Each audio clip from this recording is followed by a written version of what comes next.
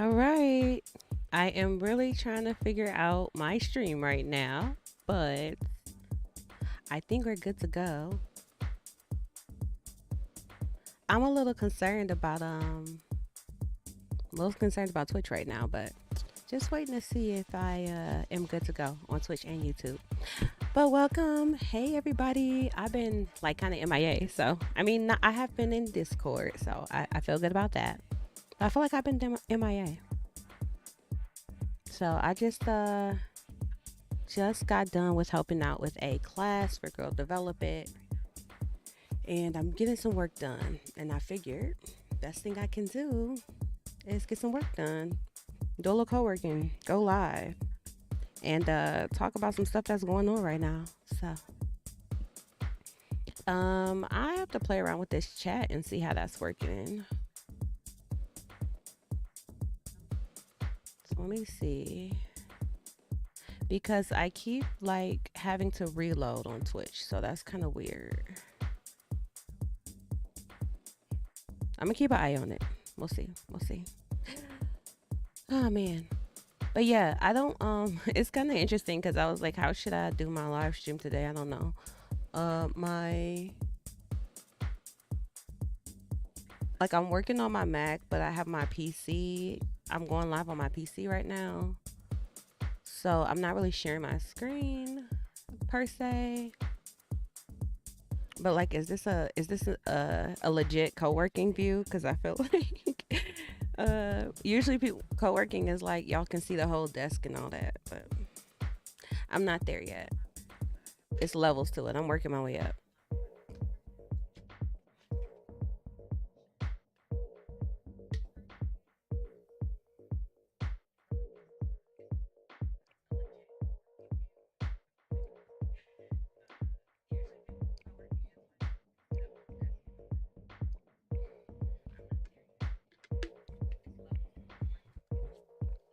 All right, so I'm torn on how I feel about it, but I might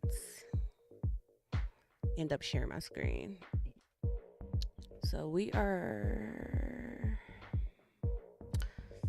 I guess, let's do this.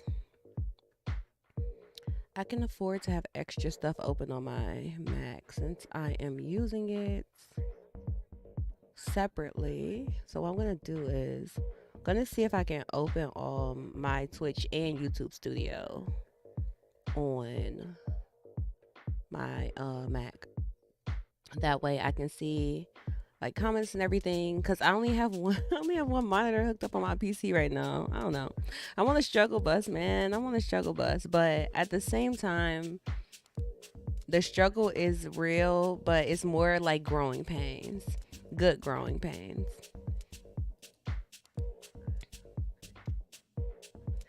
So let's do this. Okay, let's go to, where is it?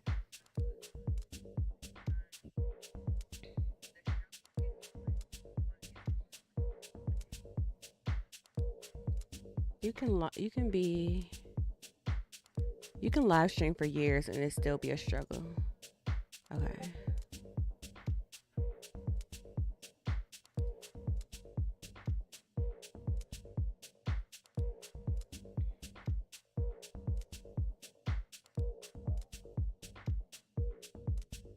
Here we go. Okay, so I have the control room on YouTube, and then let's do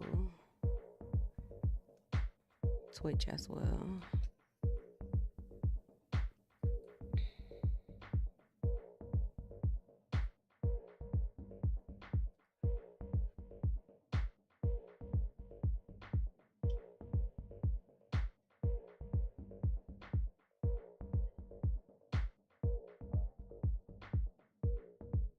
Okay, that's something.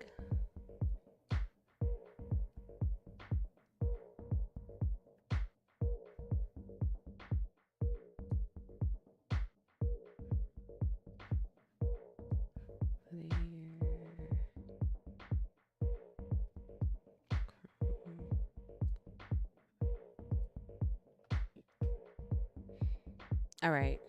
So I can also officially say at this point as I have 2 streams going, that it is very interestingly Twitch that's struggling. But I don't know. I'm in a phase right now where I am transitioning to YouTube more so. I feel like it's hard to, it's like I don't want to end live streams on Twitch, but I do feel like I am more so moving to YouTube is the primary place to find anything and everything that I'm doing. And I will still go live on Twitch, but it's not like my big, it's not like my main platform, I guess I could say.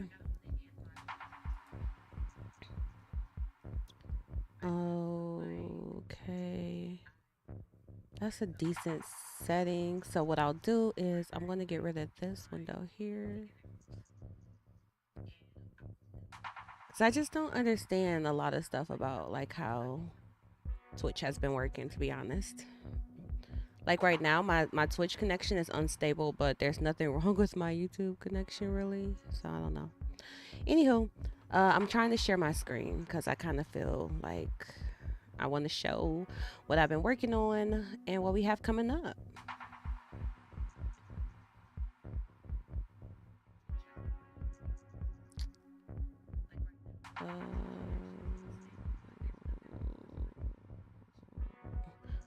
Okay, so let's do that. I know it sucks. Hold on, give me a second. I'm going to swap to another desktop so we don't have to look at it. Oops, did the wrong one. No, I didn't. Did it follow me? It's like it followed me, yeah. Okay. That's something, right? Like, what is with this stream quality? I don't want no auto. Hold on. Give me 1080p. Twitch is real rude to people that are not partners, but it's all good. Okay, that's better. Okay, so y'all can see my screen now. All right, so I've been working on this. By the way, I am listening to AI generated music. This is streamers.mubert.com.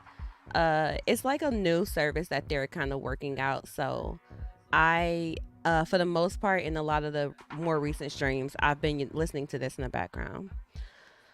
We are on the deep melodic techno station, and then you can pay for like a premium. I think it's like $5 a month or something like that. You can listen to other stations, but this is more so for streamers, just because it's like you want to have that constant flow of music in the background. They have a different service if you just want to listen to like AI generated tracks, like more playlist style. So welcome back to MetaDevGirl.com. I've been working hard on this, man. What I decided is that I kind of feel like the music is a little loud to me. Hold on.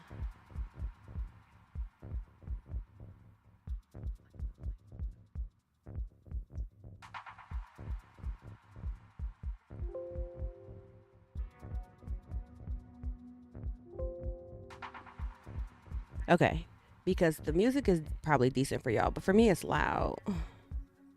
Anywho, yeah, I've been working on this. Okay, so it's like nowhere near where I want it to be, but I finally I've been trying to centralize content for the work that I do. Now, obviously in the whole scheme of like MetaDevGirl, my MetaDevGirl channels in general, it's typically always been my personal experiences. This is more like a behind the scenes of what I do from day to day as a developer, like my learning process and things like that. I also do more like advice stuff now, so hence the podcast where we talk about different things that you can do. But this is it's always really I've never really taught on the MetaDevGirl like pages. So I've always wanted to have MetaDevWorld like launched and have more courses and things there. And I'm still kind of in transition. So that's where I am right now. That's where I am right now. So this is the site. It's metadevgirl.com. So it's like easy, it's the same that I've been using for my blog, but I started to think about what type of educational content I can provide, and then like what formats I want to do. So here on the site so far, I'm starting to bring in like older blog content from other platforms. So like for example, this is literally like a 2020 blog, but I think it still was a very good blog that I never really actually got published. So I'm kind of like I'm slowly getting that material in. I still have to get all the podcast stuff on here because we've done almost 5 or 6 months of podcasts at this point, 4 podcasts a month roughly for 5 months. So we have a lot of back episodes of Crawl Walk Run, which honestly, if I kind of get to, I've been using YouTube as the homepage recently. MetaDevGirl. YouTube has been the homepage recently, right? So you would know, like, if you come to YouTube, you can obviously see all the past live streams since I started 100 Days of Code. Or actually, I started the blog first. I started the podcast lives first. So these are podcast episodes, and then there's also all the live streams. And now I am branching out into getting some monthly workshops going and then launching a new course each month. That's basically my goals right now. I am a MetaDev girl in a MetaDevWorld, right? I was thinking about it too, like, because you have MetaDev girl, right? But I guess, some people, for the dudes, y'all might want to be like a MetaDev guy. I don't know, maybe not, but it's okay. But MetaDevWorld can definitely be all of us. But Preacher, hello. How's it going today? Okay, so this page has been, I've been, this has kind of been the center point recently. I swear the music is like up and down with volume. Okay, we're gonna swap just because. Hold on, if I do it this way. Because it's not loud to y'all. Like I can see in the stream, it's not loud to y'all. Just because I turned it down in the editor. But for me, it's like banging. I am gonna turn it up a little bit for y'all though, because it don't seem like you can hear it that much. So let me know if it's too loud. And then I can control it from here. Because that's blowing my eardrums out. Got a couple things to launch as well. Heck yeah. I feel like Discord has been on like goals and support, which is, that's the point. So I was proud of myself, man. I was up at like 2 o'clock in the morning, 3 o'clock in the morning the other night, even though I was completely exhausted. I was so tired. And I literally was like, I'm about to go to bed. And I had just figured out like, okay, here's all the workshops we should do for the upcoming months. And here's all the classes we should launch for the upcoming months. And then I was going to just like post it in my story on Instagram and go to sleep. But then I was like, but if I post it and somebody wants to go look at the website, at the time I had tested out how I want to do these, and I had only posted one of the upcoming classes. But by this point, I already changed the date. So I didn't want anybody to like come to the website and start trying to see, okay, well, what do you have upcoming? And I actually already started to like change the dates around. So it went from me being like, oh, I should just update the date to like, wait, I can just put a page up for each of the upcoming events so you can like know what's going to be what. But then, of course that turned into, I got to make a thumbnail and blah, blah, blah, blah, blah. So, but it was all good because it was funny how I went from like, I'm so exhausted to still being up for like another 3 hours, just like just grinding. And nowadays I do be I try to be level with my energy. Like I really try to manage energy because I just feel my I was about to say I just feel my phone vibrate. I try to manage energy nowadays, definitely. Because the thing about me is I'm really good at burning out. I already know that about myself. I'm super good at burning out. So, yeah, I just had some like organic energy. I think it was like the excitement of like, figuring some stuff out. So, what I came up with is that I keep clicking on this. This is a blog I just did too. I essentially decided to do we'll have like 2 free workshops per month, and then each month I'm going to do a crash course, and this is just for like the next few months, just so I can start to get some ideas around what do people need to see, but what do people want to see, and what'll be helpful. But obviously the stuff that I have come up with so far is just based off of what I've already seen as an instructor, what people usually ask me questions about, and areas that I don't typically have the opportunity to cover in other, like when I teach for other organizations. So I'm starting there, So if somebody, like if somebody took a class with me, these would be supplemental, like extra materials, things that you wouldn't have gotten in any of those other classes. They either, are out of scope or just don't fit. So I'm kind of trying to fill some gaps here that I've been seeing. So with that being said, we started out with, you can take everything I've been doing in the podcast as an idea of where I'm trying to go with content. So I started out talking about how to level up as a software engineer. This first episode is it's like 10 tips. It's like 10 tips that I wish I knew when I was getting started. Okay, so there's some tips in there, and some of those tips are the things that we're starting to do. And then setting goals is in here. So that one is a little bit more advice, so that's fine. But then I started to go further. Oh, I didn't want to do that. Thank you, but I didn't want to do that. I'm trying to see the whole thing right here.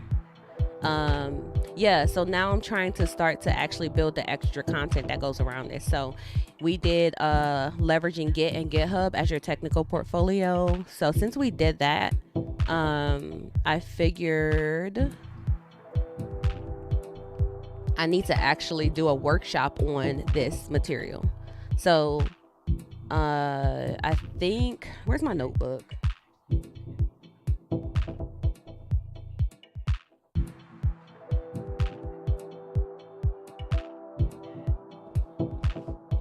That's crazy. Hold on.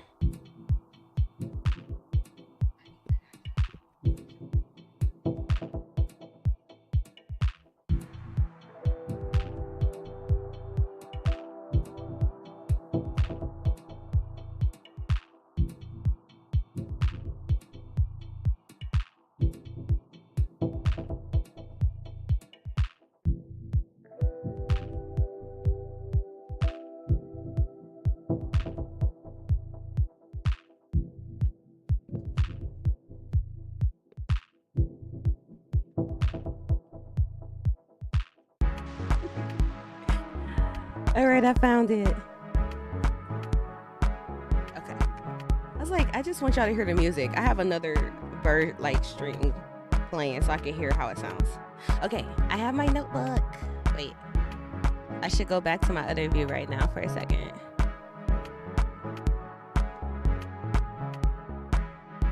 Again, my life is on struggle mode because my PC only has one. This music be getting unnecessarily loud from track to track. Okay. My PC only has one monitor hooked up right now. and I don't have my Stream Deck. I'm like, it's feeling real struggly over here, but it's okay. What I can do, let's make this real tiny.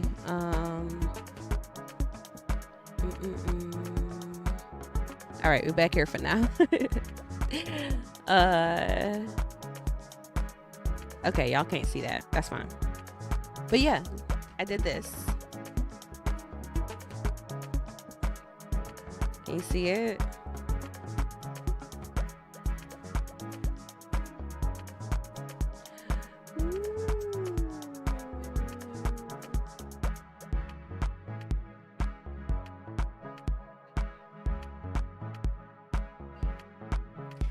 So that's the plan.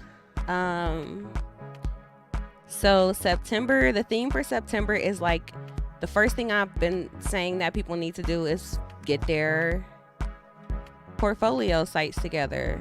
Why have I been harping on that? Because not only do I feel like other people need to do it, I know I need to do it. So I want to start out with focusing on the personal portfolio, and then this also lends itself to like focusing on JavaScript and kind of like cleaning up some JavaScript experience. So September is launching your GitHub personal site, and then there's going to be a JavaScript crash course, and then there's going to be a Next.js workshop, and we should be able to deploy the Next.js website over to the GitHub pages. So that's September. October is going to be like Git and command line. So October, you will have a command line workshop, which will be like customizing the command line, and also just like getting used to some common commands that you need. Then there will be a Git fundamentals workshop, and then there will be a Git crash course that is available in October. In November, there's going to be, now I gotta do AI, y'all, right? Because I've been doing it for a minute, and I do like to teach ML stuff to developers. So it's about time that I actually just kind of put something out there. So I'm going to do in November, I'm going to make a Python crash course available. Shout out to Nicole, who has been asking me for a freaking Python class for so long. But I'm going to do a crash course. I'm going to do a Python crash course. And then our workshops for November are going to be a machine learning. We're going to do machine learning models with Fast.ai. And then we're going to do deploying our machine learning models on Hugging Face with Gradio. And then in December, I was like, what would be a good thing to kind of branch out to? So in December, we'll go through, I'm going to do a testing framework, a testing crash course, like a software testing crash course. And then I'm going to do a test-driven development workshop and a pair programming workshop. Because if you didn't know, I actually worked in a pairing environment for about, I was like, 2 years, two or 3 years. I worked in a very heavily test-driven development / pairing environment. It was really nice. There's trade-offs for sure, but all in all, I would say it was pretty much one of my better experiences in software, but it's still a lot to know. So yeah, December we'll do testing and pair programming, because a lot of times those end up going hand in hand as well. So that's what I came up with so far. You never did the true pair programming thing. What'll be fun is that I want to figure out how we can do it like, I want to figure out how we can have it in, how do I want to put it? I want people to be able to pair remotely. So Preacher, because you be knowing about everything. So if you do see like a way that people could pair online, like REPL, or that could be a good one. I don't know if there's a VS Code extension that I could use where people could like pair that way, or maybe I'm going to have to make something. Probably gonna have to make something. I know VS Code should be able to do it. Like it's an extension, right? Okay.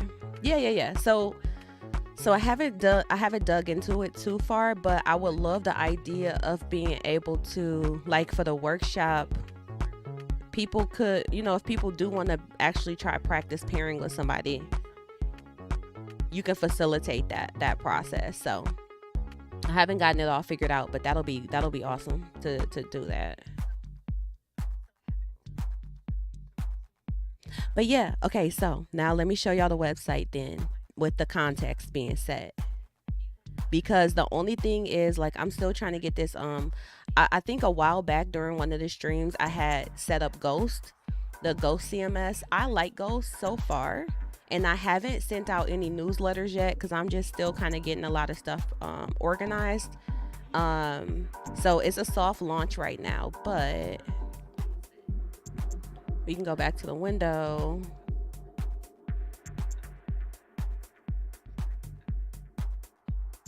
Okay, so with all that context on the website, what you can see now is basically every single one of those workshops or the crash courses.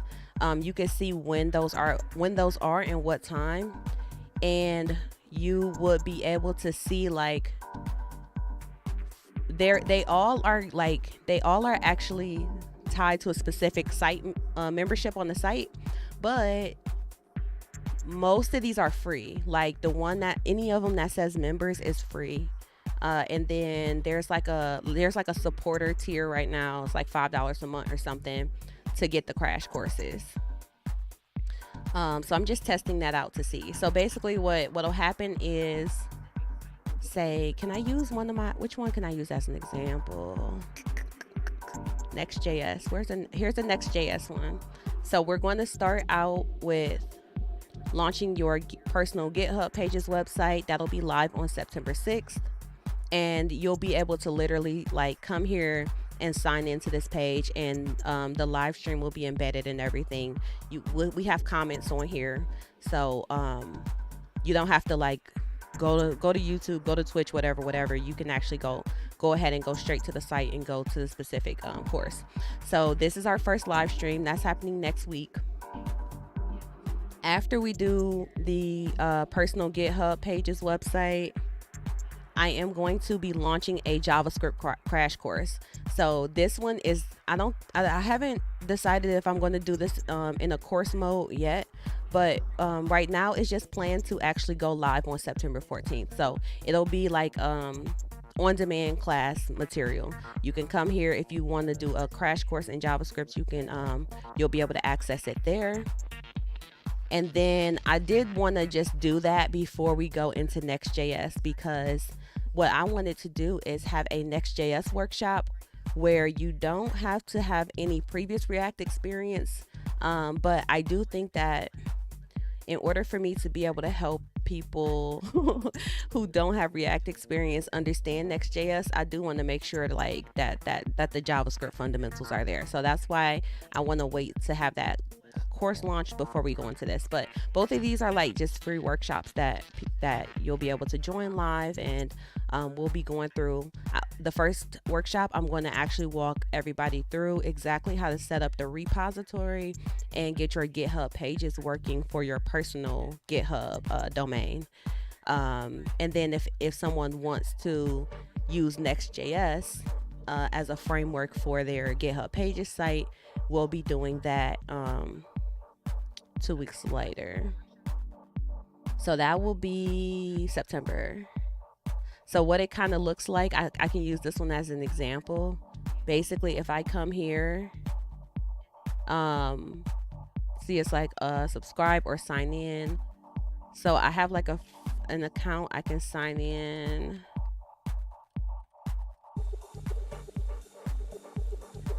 Hold on.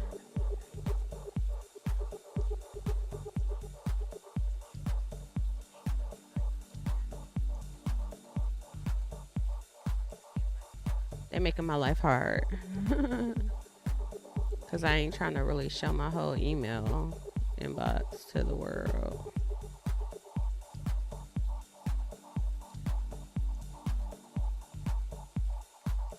Look, the struggle is real, y'all, but don't judge me, okay? I'm working on my I'm also working on my setup right now. When I turn, oh, y'all probably don't even know. I finally got my desk set up too. I got my nice standing desk. It's real fancy. But my 30 my okay, so here we go. I have to go to my to the sign in link. But anyways, now that I'm signed in on this page, this is just the thumbnail, but you can see it'll take a second to load. The live stream is already set up and planned for in here. So if you're familiar with how YouTube live streams are, if it's a live stream that's happening in the future, see, it just says live in 7 days. It says that you can notify me because I am signed into YouTube. So it's here. So when this class kicks off, all you have to do is come to this page and the live stream will just automatically be there. And then we have comments on this page too. So if people, this is unlisted on YouTube, so you can't see it just by being on YouTube. But you know, I'm just trying to make sure everybody just like kind of has one streamlined place to go. So we'll have the live stream. You'll be able to view it right here. Once it's live, you can definitely go ahead and click through to watch it on YouTube if you prefer. But there's no reason to actually have to leave the site here, and then you can leave comments as well. And then the recording, you know, the recording after the fact will already be here if you miss it, or if you want to go back to it or anything like that. So all of the live streams will be like that. So that's nice. So I'm going through and setting up all of them. So that way all the streams will already be there, and that's all you have to worry about. But this was the first one that I played around with. So I just wanted to kind of show that. So yeah, everything is here. Everything is here. All of the workshops. All the workshops. We'll do Launch Your Personal GitHub Pages website. That's free on September 6th. We'll do the JavaScript crash course. If you do like $5 a month, or if you pay like $50 a year, the little $50 yearly or whatever, it's more like a supporter tier. Then you'll have the crash course available on the 14th. And then the next free workshop is going to be free and live workshop is going to be Next.js with no React experience. So I will be giving I will be explaining a bit about like React and how it all works as we kind of go through that. So basically, if you see blue, it's a workshop. If you see like lime, neon yellow, or whatever, it's a course. Then we have our October command line fundamentals, and then I never get to do terminal customization. People always ask me about this one. People almost always ask me if I teach a Git and GitHub class, or even whenever I'm teaching and I'm demonstrating stuff from the command line, people always ask me how I customize my shell. So I'm finally going to do like a shell customization workshop. Nothing super, I mean, it's not like expert level. I'm not going to say that, but I've been using Z shells for so many years now. But I hardly ever get to show people how to do that. But we are kicking off with the command line fundamentals first. That is a workshop, free workshop. And then we are kicking off with the Git and GitHub fundamentals, which is also a free workshop. And then for anybody that wants to do a deeper dive, then you'll have the Git crash course available to you as well. Then the Python crash course is going to be available. Again, like I said, shout out to Nicole, because she really been asking me for a Python class for a minute. And she has been the inspiration to, she has been one of the main like inspirations as far as me finally starting to put this material out and like prioritize putting this material out. So I'm going to have the Python crash course for y'all in October. October is also,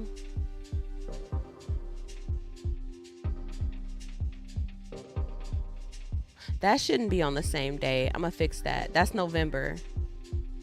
When is Hacktoberfest? Hacktoberfest is in October.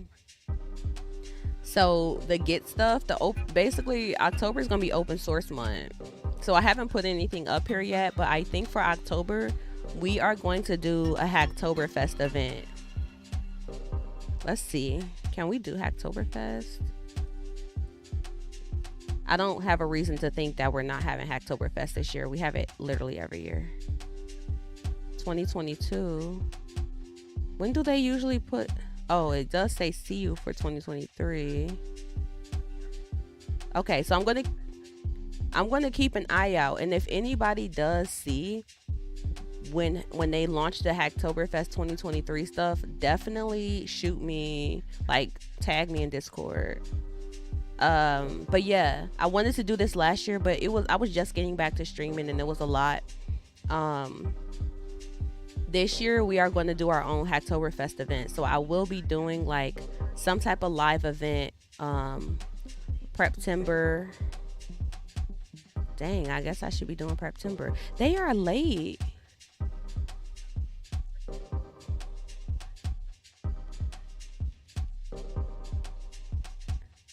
It kind of worried. Oh,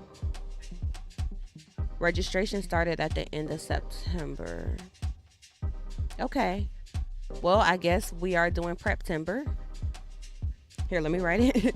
So Preptember, Preacher, Preptember is basically like pre-events that you can do to prepare for Hacktoberfest. So if people, like for example, I can do an event to let people know what Hacktoberfest is, to start to kind of look out for different projects that people might be interested in participating in.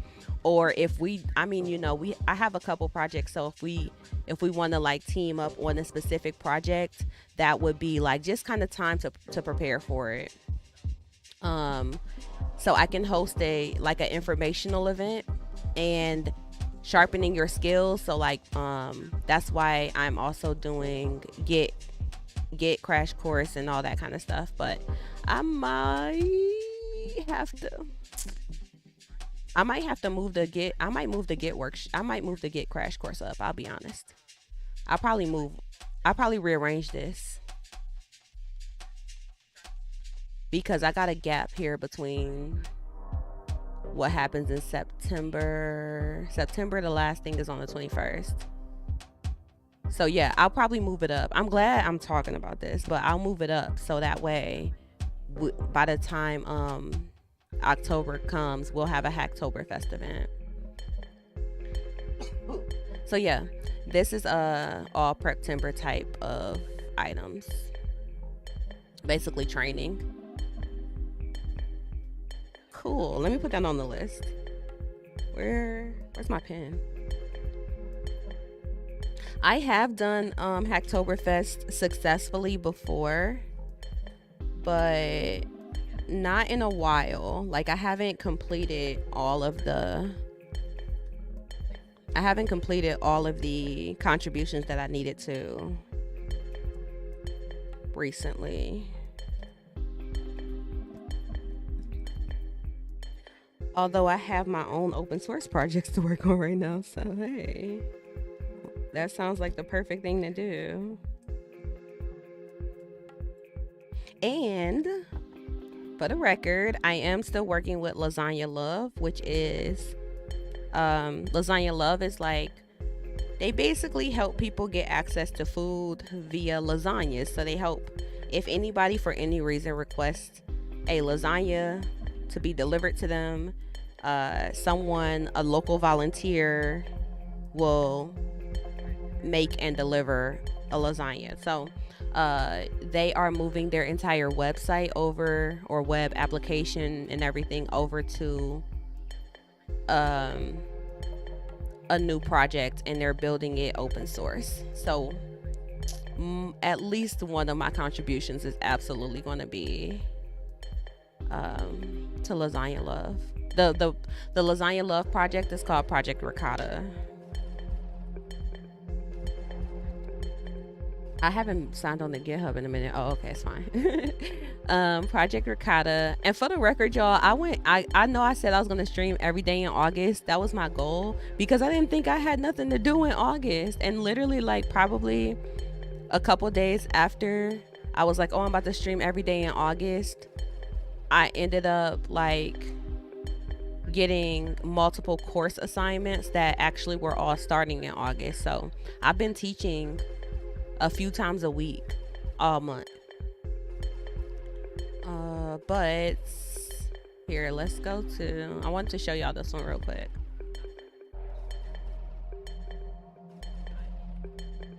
It's Project Ricotta. Here it is. Lasagna Love Portal. So the Project Ricotta is the home base.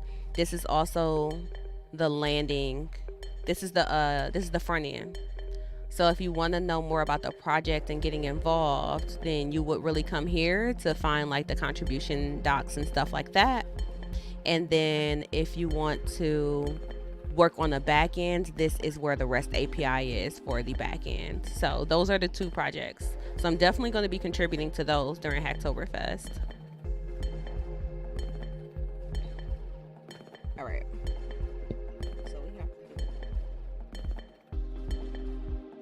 Of course, my friend want to call me right now.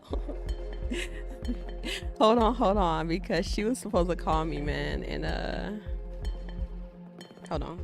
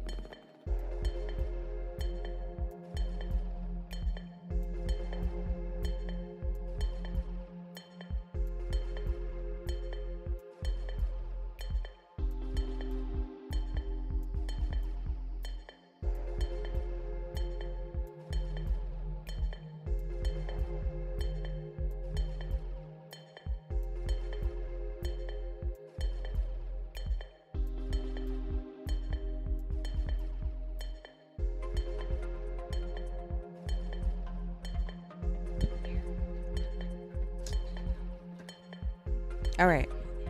Pardon me, but sometimes it's certain people that you like, let me make sure I answer, because I used to be really bad at following up with after when people would call me if I was busy. Okay, so anyways, we have Preptember. I'm putting that on my list. I hate this pen so much. Y'all, I'm a pen snob. Like, it's real ridiculous. So this is my favorite type of pen, but it's the wrong lead, or it's the wrong size, basically. It's literally off by it's probably like, it's a 0.5 millimeter. It's too big. Hold on.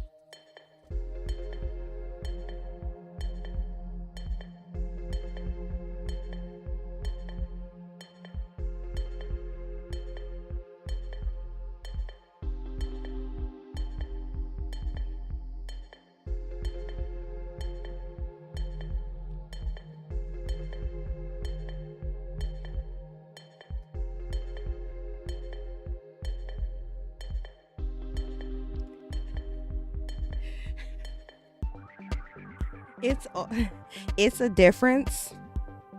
It's a difference of 0.05 millimeters. Yes. Literally a 0.05 millimeter. And I'm not saying that, I'm not like converting it over. Half. No, not even half. 0.05 of a millimeter off. Yeah. And I hate it. So this is a size 8, but I like the size 5. So anyways, that's my pen snob life. It's weird because it's like, these are microns, Pigma microns.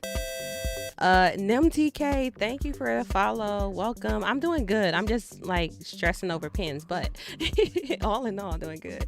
How are you? I like microns, Pigma microns. It's probably too small for y'all to see it this way.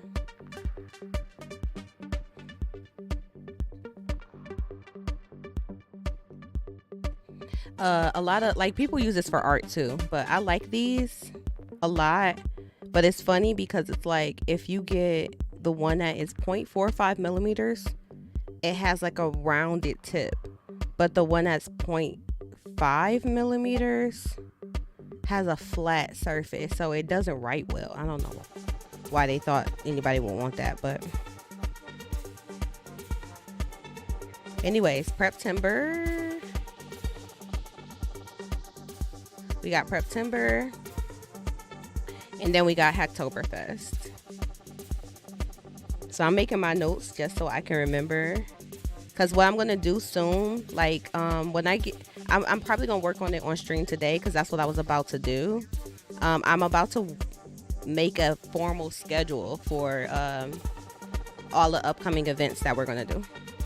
So we'll have Preptember, we'll have Hacktoberfest.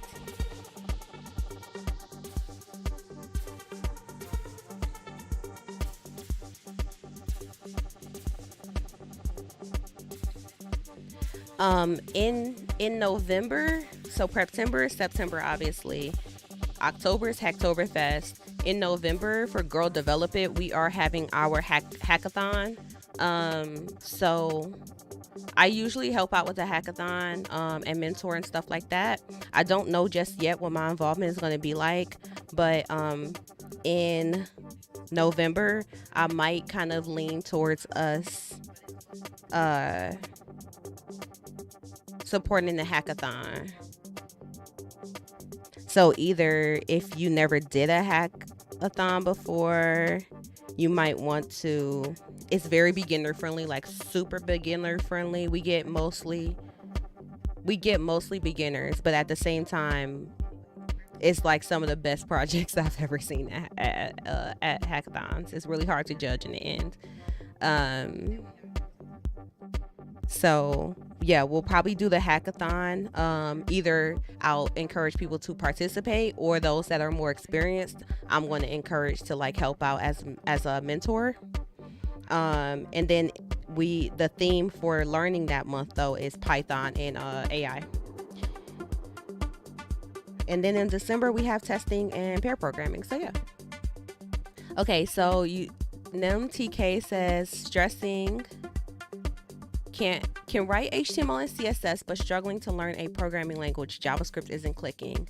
Honestly, that's understandable, and it's common. It's very common. So I want to say it's more normal than you probably think it is, but it could be the approach that folks are taking when you're trying to learn JavaScript, because programming is a different type of thought process than HTML and CSS. Like markup languages, you're just structuring things, but with programming, you're thinking in a different type of way. So I teach a lot of beginner stuff. I help people transition. I teach software development boot camps as well. So with that being said, I'm always open to any questions, whatever the case may be. Let me see. We have a Discord as well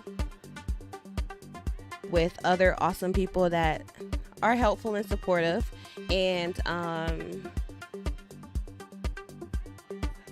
yeah, I'm happy to answer questions too, or recommend resources. And that's what we were just talking about. In September, I am going to be doing September, I'll be doing a JavaScript crash course. And I'm going to continue to build out some more materials, but let me know if there's specific questions you have or things that you're struggling with in particular. Definitely happy to talk about it. But on a positive note, you are learning and you're acquiring the skills, so give yourself credit for that for sure, because you have to start somewhere. Everybody starts somewhere. I remember one of the biggest parts of my journey that always stands out to me, and of course I'm on a lifelong journey of being a developer or being a software engineer, but when I was when I was first trying to figure out, I was in college, I was trying to figure out what I should do that was STEM related, and I really didn't know a lot about STEM careers. Even though I was like a stereotypical, like very good at STEM type of kid, I ended up finally going from music school to the engineering school.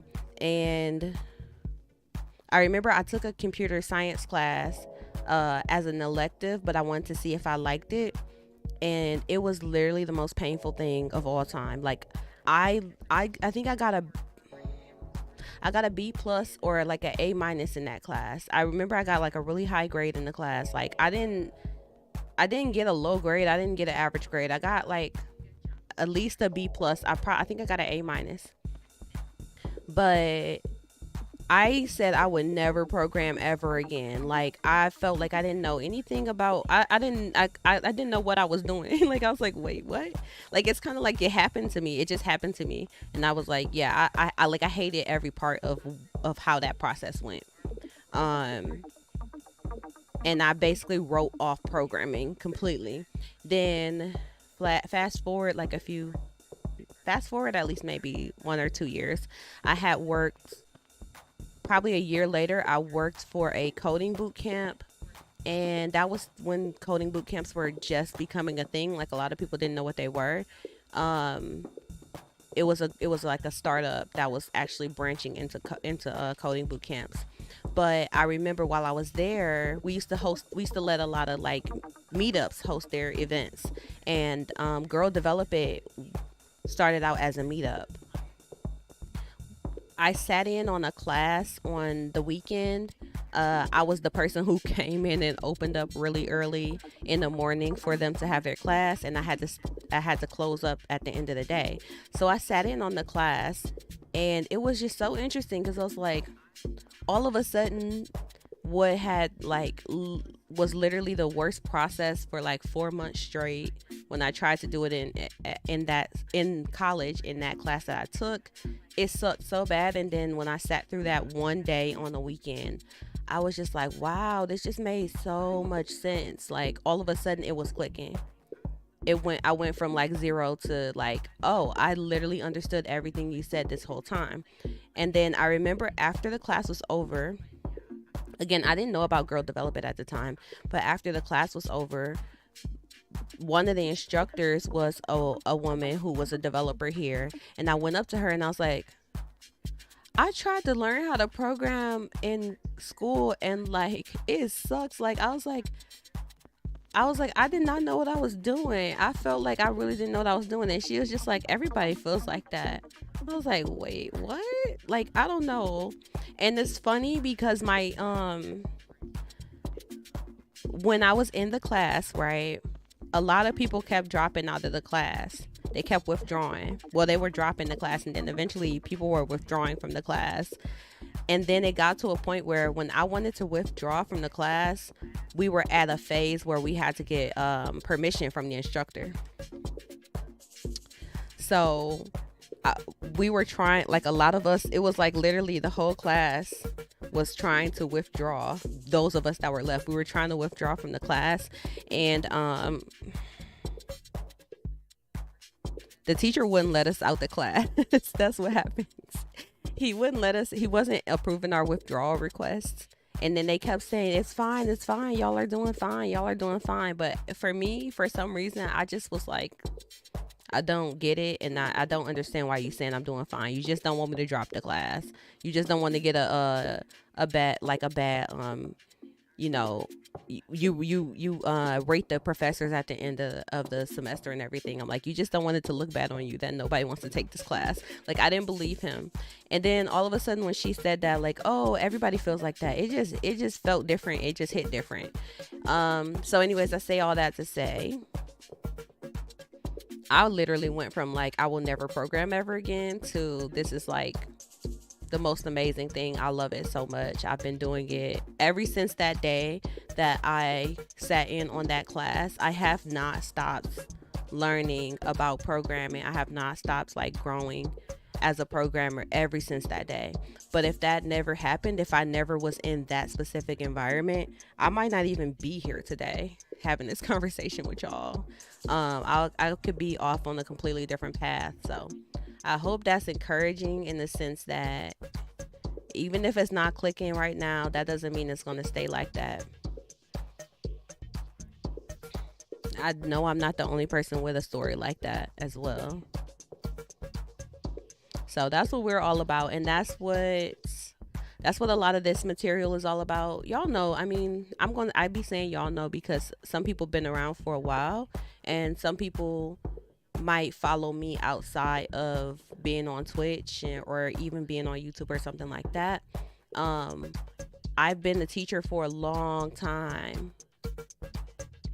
And the reason why I teach is because I hate that I had that experience. It was so painful, and it literally discouraged me, and I almost never did it ever again. And I don't like the fact that I felt like when I was in college, like a lot of people, the instructors didn't seem to care. A lot of the instructors didn't seem to care. I'm not going to say they didn't care, but they didn't give the impression that they cared about the experience that the students were having and how to help people, especially in STEM classes, in engineering classes. It was almost like when people were failing classes, it was almost like the professors took that as like a badge of honor. Like that meant that they were doing a good job. Like there was this concept that only so many people are supposed to make it. And I do not subscribe to that at all. So I've always wanted to teach as a part of my process, because I feel like people be making it more difficult than it gotta be. Don't get me wrong, like programming is definitely a skill, and problem solving and the work that you do, it's a unique skill, that's for sure. But people put up extra barriers and extra layers that just don't need to be there. And so I like to just find ways to teach and bridge the gap and remove barriers and kind of make things more approachable. A lot of people that teach programming, they don't know how to put it in terms that you can even understand. A lot of times the reason why you might not understand a programming class or an instructor is because the terminology that they're using, they're teaching from years and years of specific expertise without remembering that, you're at the beginning of that journey. So I'm gonna get off my soapbox now, but y'all know I can go on that all day. I could go on that all day long. That's crazy, but so I hope that people will look into try different resources. I really liked for me, when I was first starting, I used to love this site called Team Treehouse.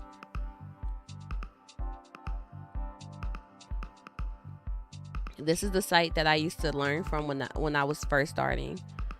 Oh, they have Discord. I might join their Discord server. But yeah, this site, I used to have a little, like, I had my membership for a very long time. Actually, I just got rid of my membership recently.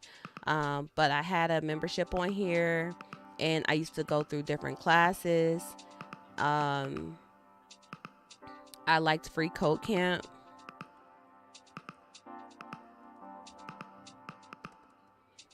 Which is free and open source. This is another idea for a project that we could contribute to in Hacktoberfest. But Free Code Camp. On here you can do JavaScript. Hopefully I have my account on here. Oh gosh. Oh, authenticator app, I guess. Here, let me see. But anyways, I want to sign in.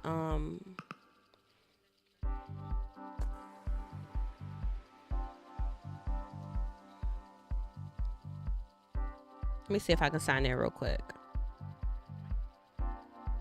I don't know where's my authenticator? Is it on my phone? I have multiple authenticator apps, and they're not all on my phone. Authy.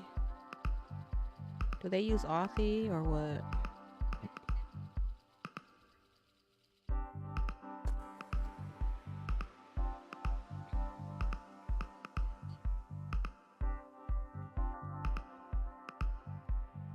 All right.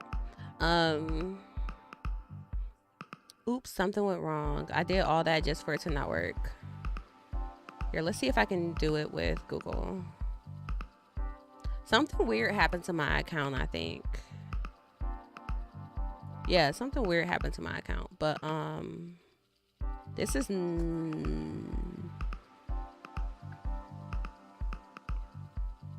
oh, I know, because they redesigned the whole thing, and I'm a old person who like literally has had free code camp since like 2015. But yeah, there's a lot of good stuff on free code camp, so I highly recommend this one.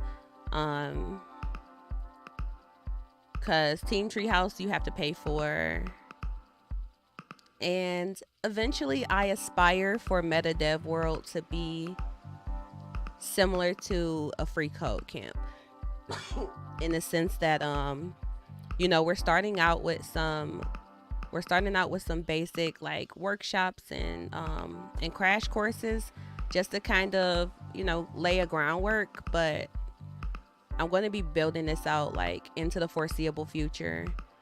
My specializations are Python, JavaScript, Java, even though it's not my favorite, but Python, JavaScript, Java, and machine learning, and also math, to be honest. Even though it's been a while, I am refreshing. Y'all know I'm refreshing all the math concepts. So my vision for MetaDevWorld includes math for machine learning, and then it includes like general software development, so front end, back end, because I did a lot of years as a full stack engineer, so that's why it's like Python and JavaScript particularly. But I would like to also cover things like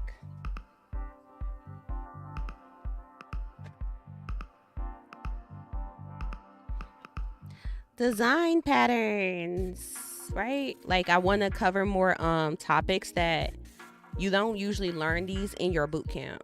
Like it's a lot of gaps that I had to fill. My inspiration with MetaDevGirl was that I did a lot of self-teaching that helped me become a freelancer, and then that helped me become a front-end freelancer. I took a Java bootcamp, and that helped me branch out and become a full-stack software engineer. But at some point, I started to realize when I was working around like in a high-tech startup, I started to realize where I had gaps in my learning. That's what MetaDevWorld came from. So that's why I care about stuff like, let's talk about how to customize our shell, because when you go and sit in the team space, once you finally get that job, everybody has like their fancy, command line set up the way they want it to be, and yours is like basic or whatever. It's like, it's certain things that they're just not going to teach you in a boot camp. And then it's certain things you don't have time to learn in a boot camp. And it's certain things that you just aren't going to learn in the boot camp that are standard practice in a computer science program. So it's kind of like, that knowledge space, I guess, and those gaps. That's what I'm trying to do. Also, I learned a lot about testing. That's why I want to do the TDD, because I thought I kind of knew what TDD was at some point when I first joined my team, where we were literally a test driven, we were a TDD environment. Like it was not an option. I thought I knew. I thought I knew because I did some like fizz buzz exercise with red and green tests. That's like scratching the surface. Okay, so we got all these classes coming up, and I will be, like I said, I'll probably modify. I'll I think I want to push up.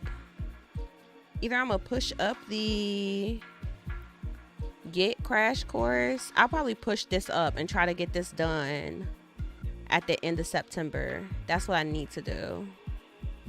Because if I can get the Git crash course up at the end of September, then that's part of our Prep-timber. We'll have command line fundamentals at the very beginning, and then we'll have the Git and GitHub fundamentals in the second week. So it's just going to be two options basically for how people can kind of approach that. So I have all those up right now. We're going to do the machine learning stuff here, pair programming. Okay.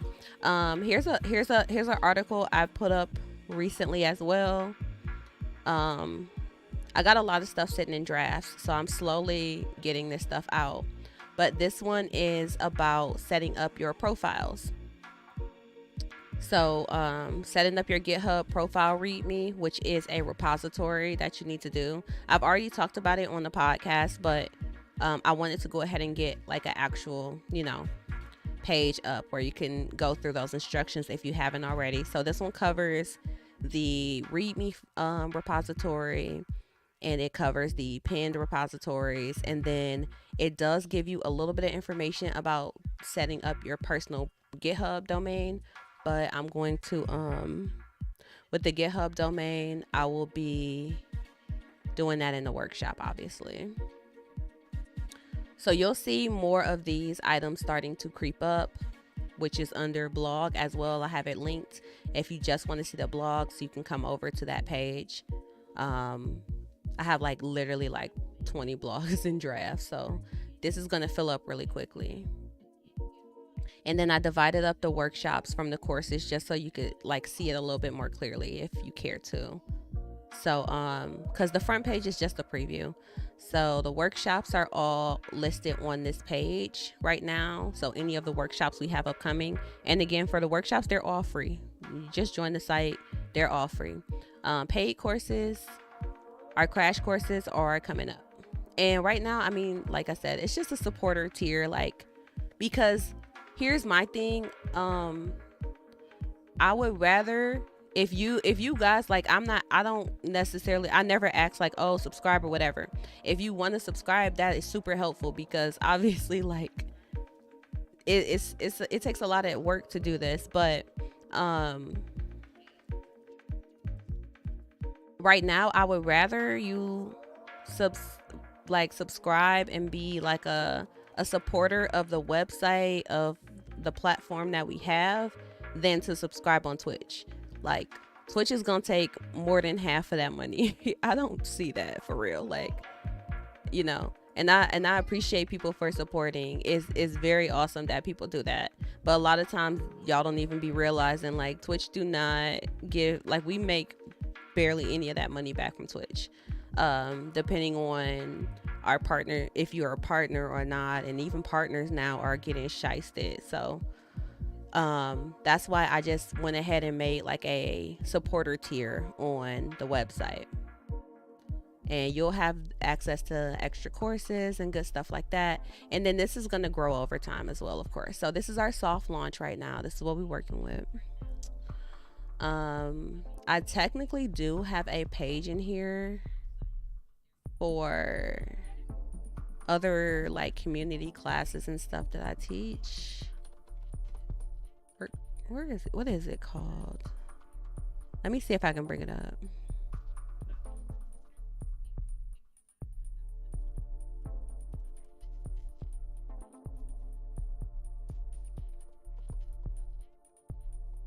All right, let's do this. So this is what I'm going to be working on right now. I'm going to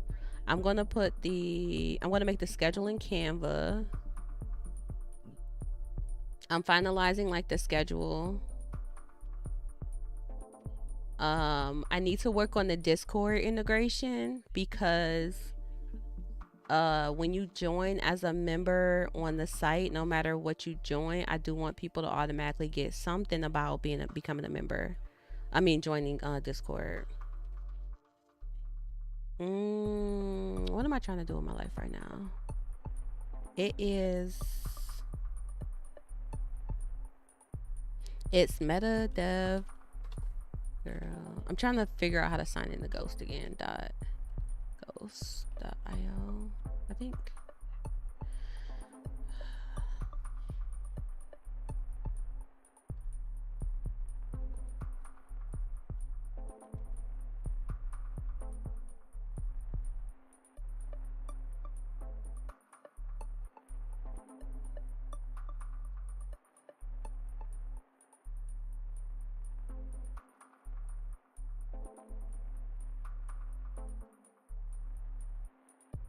Oh gosh. Hold on. Let me look. Let me look for it on my Mac. I was gonna say I lost my chat. Okay, I'm here. And baby boy, he been tripping. Hi, baby. Hi, baby. Hi, boo boo. Y'all can see a little head in the background, like a little tiny. He's in the mirror. Y'all can see his head popping out at the top of his crib. Don't look too hard, because I don't know if y'all can see craziness in my background. It's all baby toys and all kind of stuff. Hi, baby. He just woke up from his nap.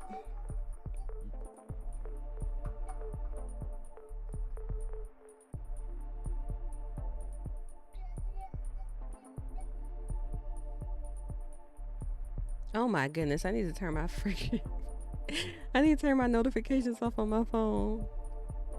Cause it's sitting on the desk and then it vibrates. Okay, anywho. I'm trying to figure out, let me see what my ghost login is. And the sun is coming through. Oh Lord.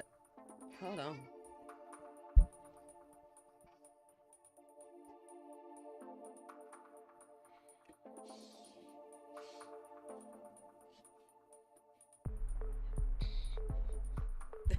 I love to have the freaking sun, but dang.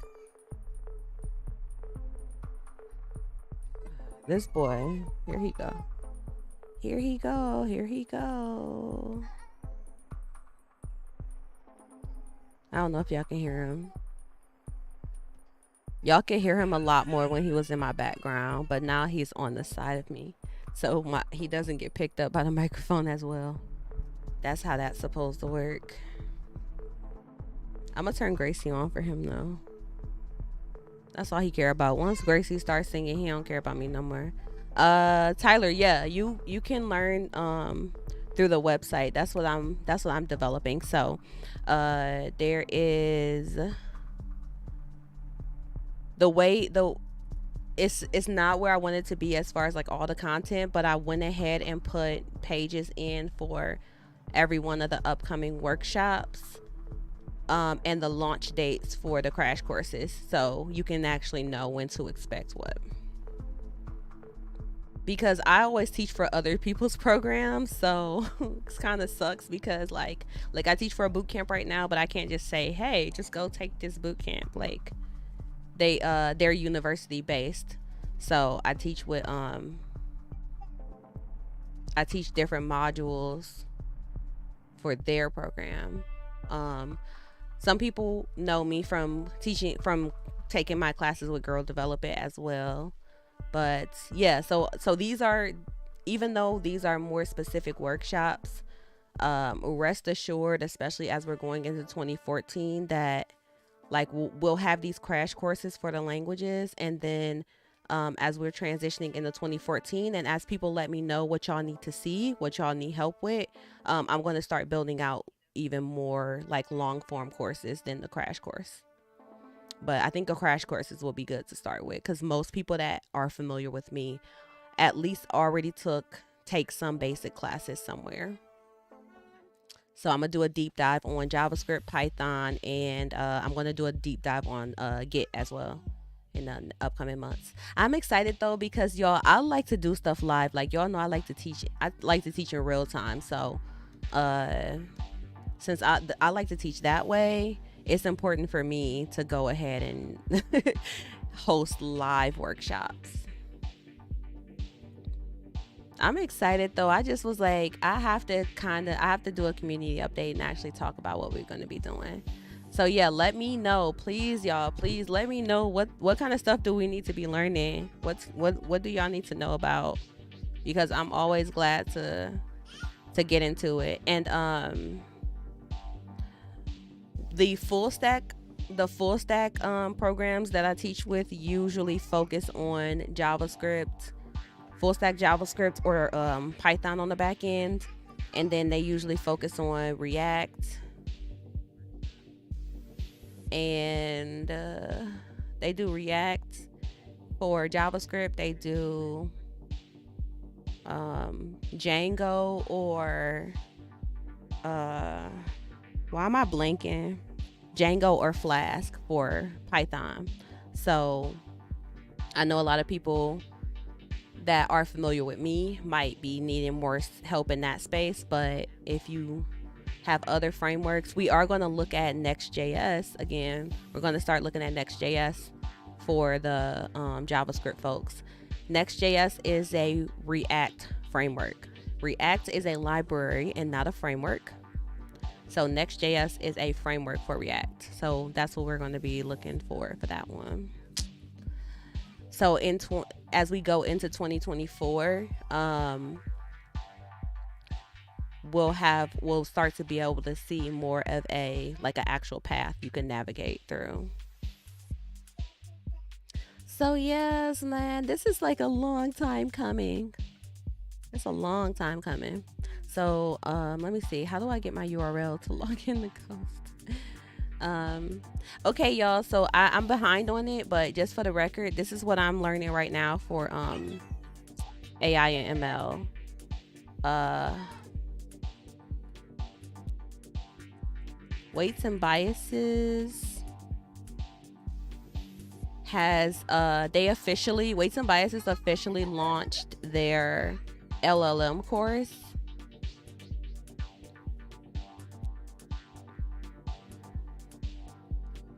I've been pretty much following Weights and Biases and deeplearning.ai courses the last month.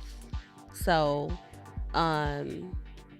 where is it? Here it is. Training and fine-tuning large language models. It still says pre-order, but this one is live now, y'all. Today was week 2 of this program. If I'm not oh wait, hold on. Yeah. Today was week 2. Now they're running it live. So if you want to catch up, I highly recommend to register. And I think this is on this should be on our Notion board. We about to launch Notion. I'm gonna catch up and make sure I have the link on Notion for y'all. If some people don't know, in Discord, the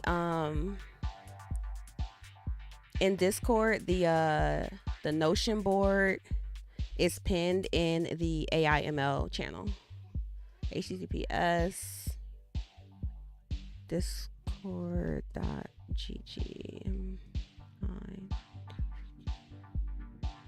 So I also just posted that in a YouTube chat as well, because I have a command for it in Twitch. So a lot of people already have it on there. And anybody that is still following me on Twitch, which I highly appreciate, if y'all do YouTube, then subscribe to YouTube, because YouTube is where everything would live, essentially. Because even with my streams, ever since we started 100 days of ML, I go live to YouTube and Twitch. And if I can't go live to YouTube, I don't even go live to Twitch. Here is the AI ML hub. It is pinned in Discord.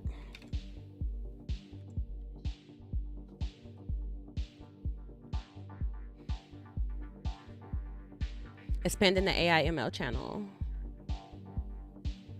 So there's the hub, and I do, for the most part, I keep those updated. Here. So with that being said, the course that they finally launched is this one right here. I haven't updated it though. Okay, so let's do this. It does have the link, at least. Yeah, it has the link, so that's the most important thing. Let's copy. What I usually do for the courses is I try to get the basic info that they have on their page. So let's do this. Command Shift 4. Is it Command? No, that's if I'm on. That's if I'm on a friggin' Mac. What's this? What's the shortcut for What's the shortcut for screenshots in What's the screenshot shortcut on Windows?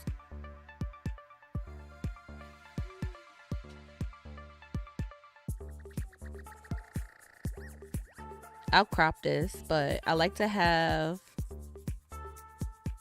a little thumbnail for them, and then I like to grab their full agenda. What's in the full agenda? I like to grab a description, so that way when you go and see what these classes are that are listed in Notion, you can make a choice on if it's something you think you'll like.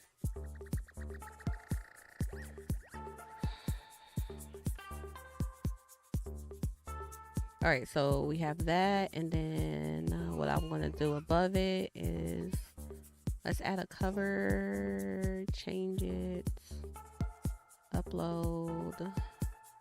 Wait, where did my snip go? Do I save it first? Y'all know I'm not no Windows person. I can't stand Windows, to be real honest, but it's okay. Y'all see Aaron right there? That's how I feel about Windows. Wait, pictures.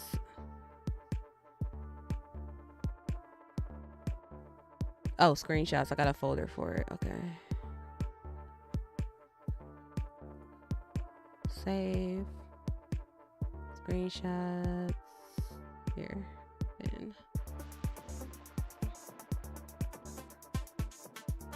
all right, so that's their cover. And then I want to put the parts that had they had a little lesson overview. Yeah. Training and fine-tuning large language models.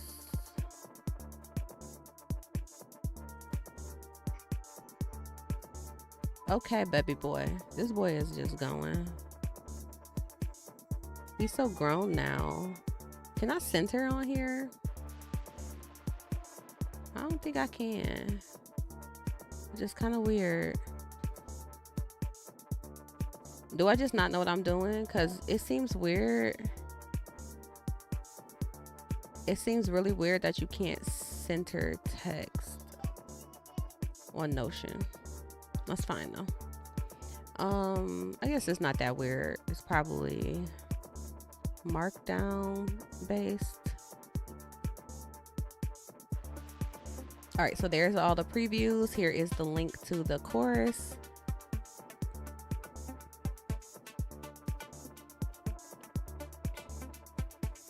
And I don't want that to be, oh, how did I do it on here? Yeah, I have to put that down there. Okay. Oh. So this is always a work in progress, but I do really like this one. Can we go to...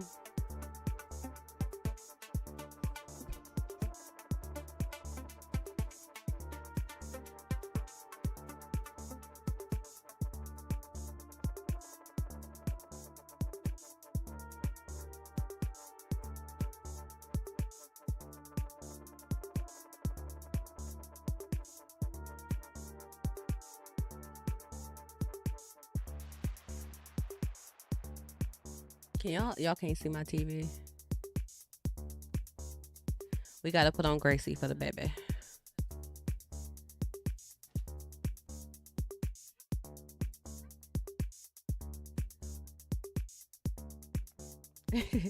All right, so I have to put that picture in here. Wait, do I have them put as the image? No, I don't. Okay. So come here and make,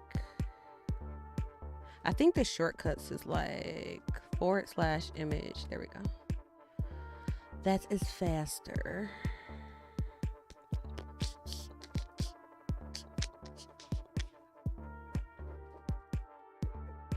I'm sorry, I'm beatboxing, fake beatboxing in the microphone. I do apologize. I highly apologize.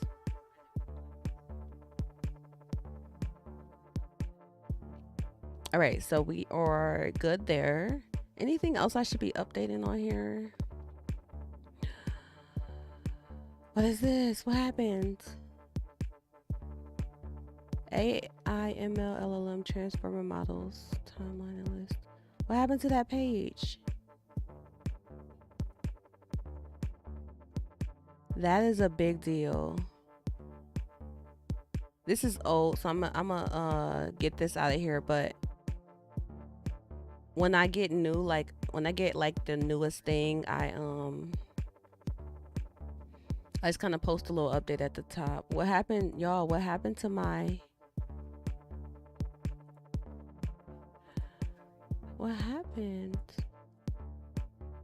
It broke. View original. How dare you? Don't do that to me. Copy. I thought it was broken. I thought it was like gone. Replace, paste, embed. Yeah, that's supposed to show. They did this. This got updated in July, at the end of July, because it was on. It was only up to date to like May for a while, but there's a lot of stuff to keep up with in the LLM life. All right, so I keep that updated, y'all. I try.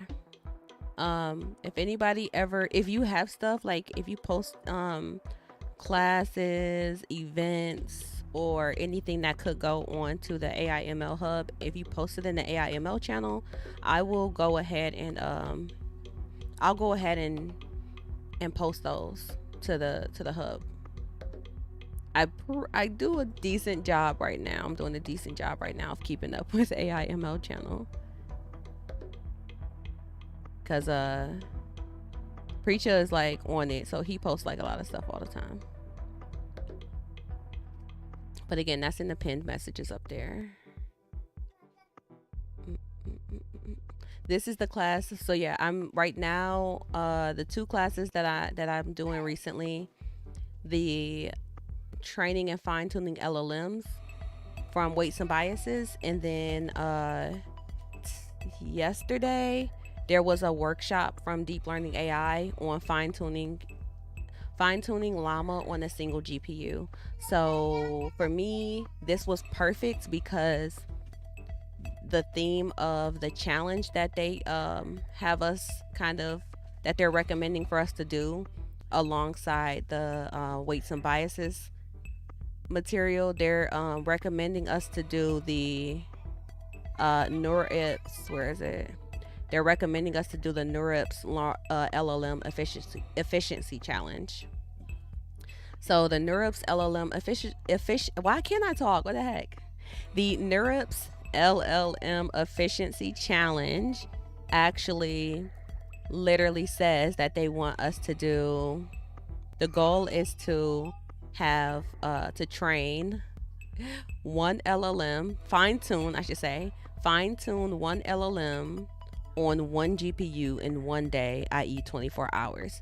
So we have a maximum of 24 hours of training time, and we can only use one GPU in order to see what's the most efficient LLM fine tuning that we can get out of that. So that's the parameters of the challenge. So with the weights and biases class, it's not like they're doing like a, hey, this is the build along thing that you're going to be doing. They're more so giving, talking about the materials, talking about the concepts, and then they are encouraging us to go ahead and participate in that challenge. So if you do end up following the weights and biases training, then you would be able to also see there is a Discord channel that you can join to be a part of the NeurIPS LLM efficiency challenge. So yeah, I'm going to be working on that. I'm going to be working on that this week personally. I might stream some work on that. Now that class, I think that material is really nice. This is what we're covering. But like I said, since it's not like a course where they're walking us through a live demo or anything like that. So it's kind of up to us to go off and start a project and try to apply the topics that they're introducing. So then that's why I thought it was great when the deeplearning.ai team introduced the workshop that they did yesterday. So yesterday they did efficient fine tuning for Llama 7B on a single GPU. So that's exactly on point with the challenge, but they actually did a live demo. So it was helpful because I was like, I want to see something. Like, I never did that before, so I want to see it. I need a starting point. So it was helpful. I went ahead and signed up for this workshop. It ran yesterday, and they did live stream it on YouTube. So if I'm not mistaken, I guess I didn't. I thought I did, but I'm going to do it now. They live streamed this on YouTube. So I'll post the link to the live streams because you can go back and watch it on YouTube if you need.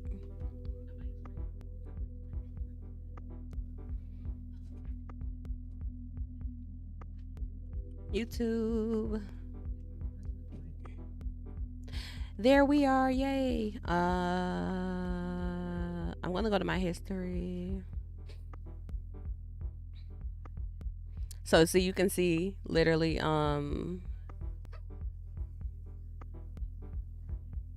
this random stuff.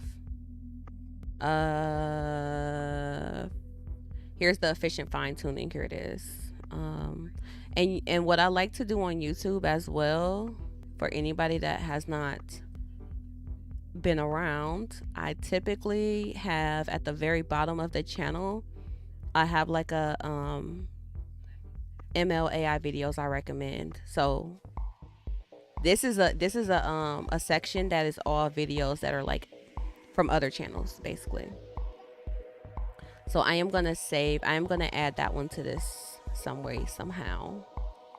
But I will put a link to it right now if you want to watch it. It's on the Deep Learning AI channel. It was the live stream, so you should be able to find it on there. Share. Oh, what's this one?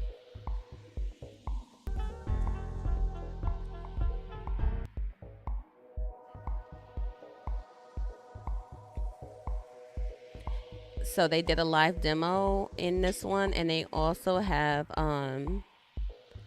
the notebook for the demo.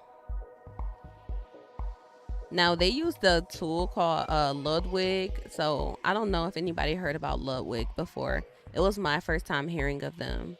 Um, but it is a tool that you can use for like fine tuning the training, but it's a declarative tool. So it's kind of like writing YAML files. Like you write all the configurations for the training.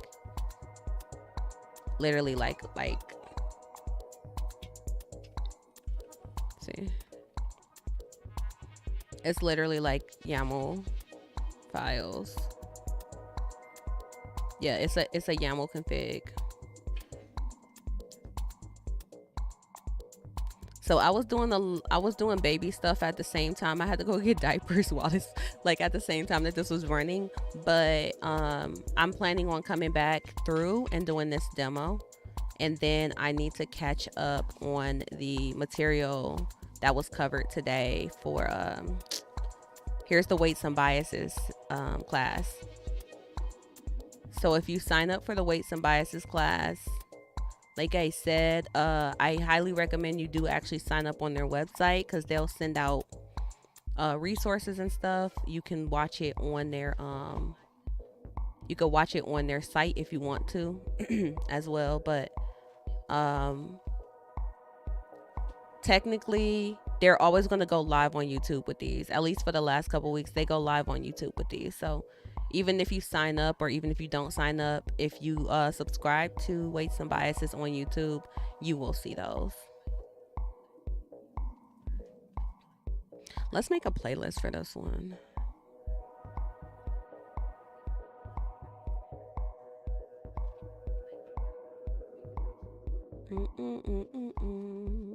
I closed Notion. Why? Why would I do that?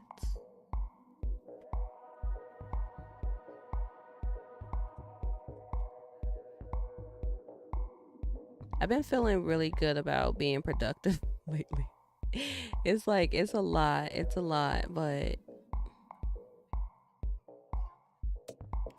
it's worth it, man. So I'm gonna see what I can do this weekend.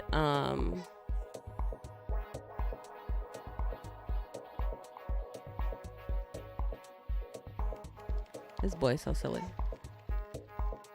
You don't like that song? I might see if he needs to be changed and make him a bottle as well.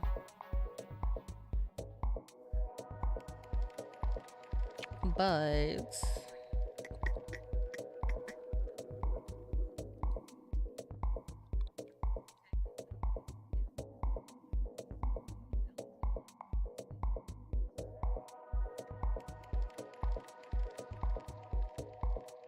why is it taking Notion so long?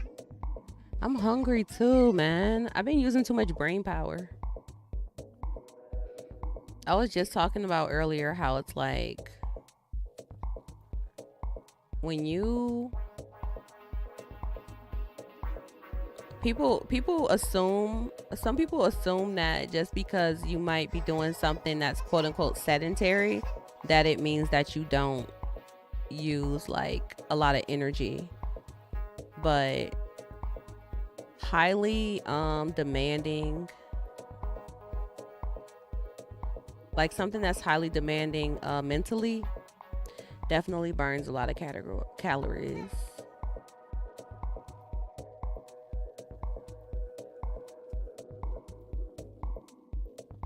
You want to get out and play?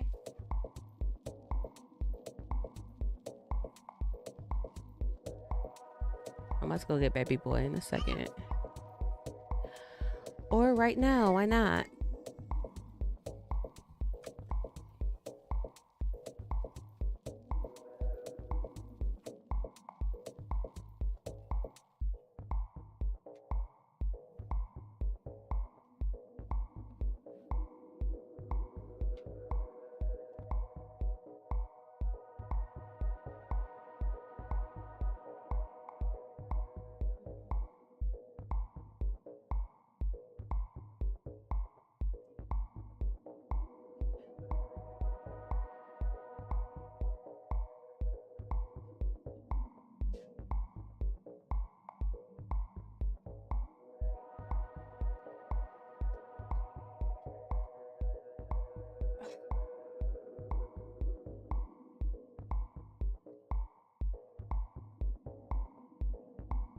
Big boy. You cannot have my pen and you cannot write my book. Immediately tried to write in my book. How you know how to hold that? You only one. You're not even almost two. You just turned one. You know something I don't know?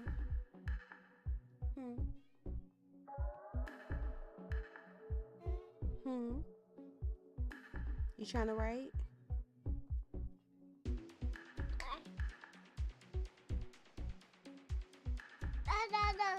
Okay.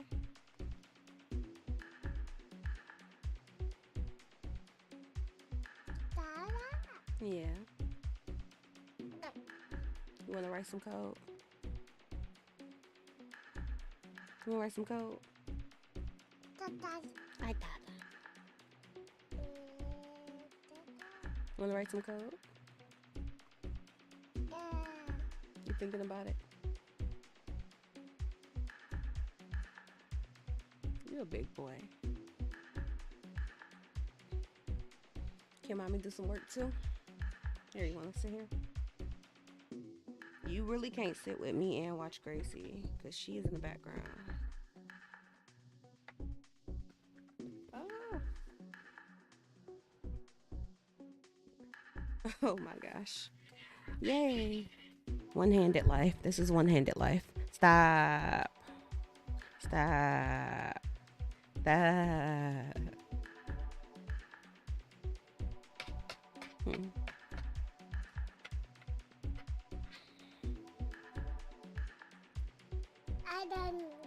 Okay, baby. Yeah, that's good. You got a nice front row seat.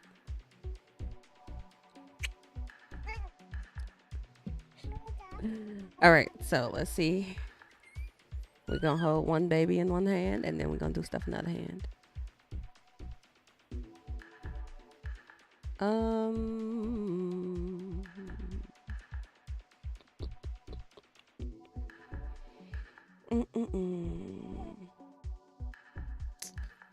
Here, let's just make a new playlist on the channel. I think that'll be the best approach. Fine-tuning. I want to make a fine-tuning playlist. That's what I'm going to do. This is lesson 2. Wait. Hold on. Latest.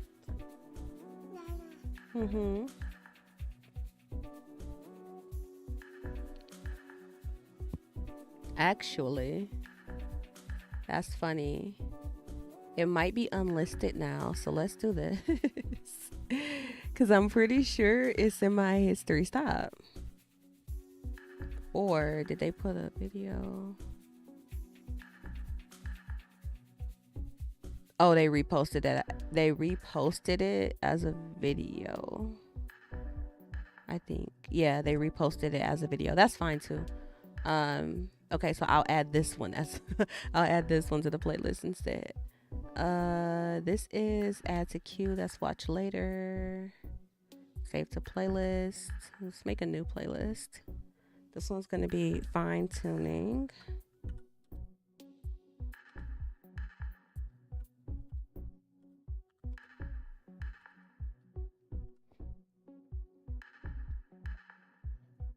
Public, create. All right, so then we're gonna put this in the first slot. I'm putting them in the order that makes sense to me, but in all fairness, the deep learning one could come first because it is kind of preliminary, but they didn't actually cover too much in this video. Like technically, they more did high level.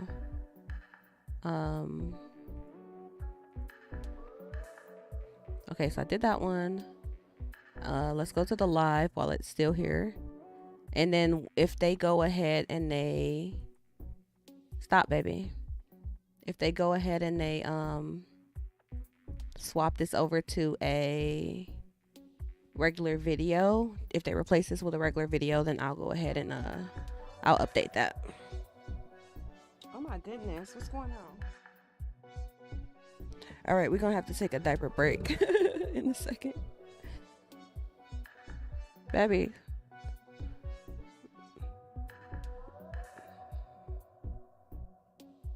Save to, yep, it's saved. Okay. Stop. I'm trying to talk.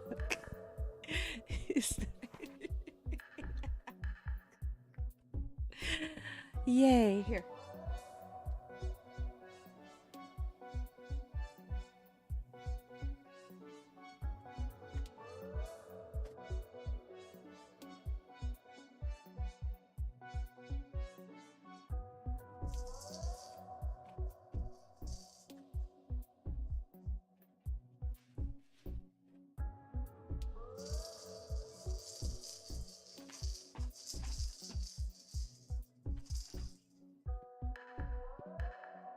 All right. Let's go back to my history.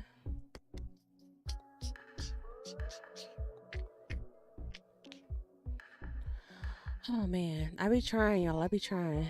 Add this to the playlist. Ooh, I'm not even trying to get into none of that right now because I already know my brain is not ready to handle it. I am not in a I'm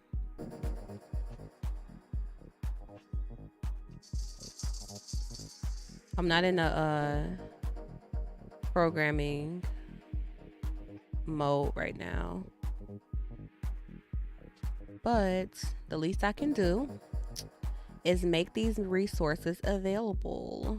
Customize channel. So here, let's go ahead. I'm going to add this new playlist to the videos I recommend. There's also a playlist in here on learning about transformers, which is obviously my stuff is a little biased to in the sense that it is focused around the topic areas that I spend the most time on. So the AI and ML stuff is mostly NLP, natural language processing. So it's deep learning, it's natural language processing, transformers, LLMs, research, learning about research and research papers. But I am highly interested in and open to,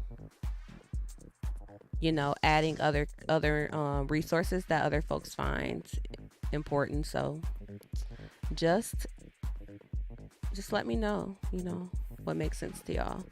So let's do it this way. We'll put the fine tuning first, because technically you should go through that material. You should go through that demo before, and then it'll make more sense, the content that they cover here.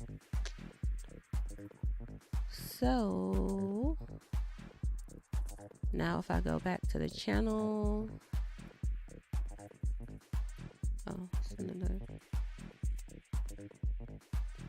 he's having fun. Why did he have that? Okay, if you go back to the channel, you should be able to see that now.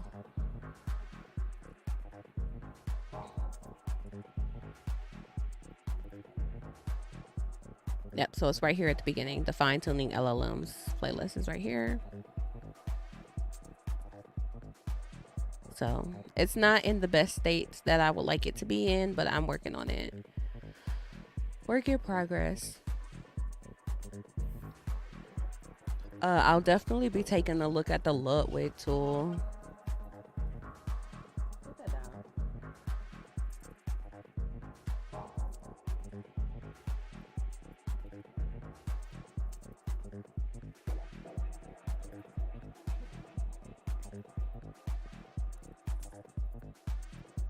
Give that here.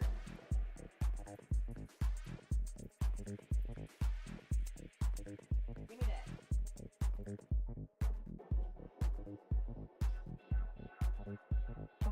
Okay, this boy is so interesting. What else can we get done? Don't look at my email.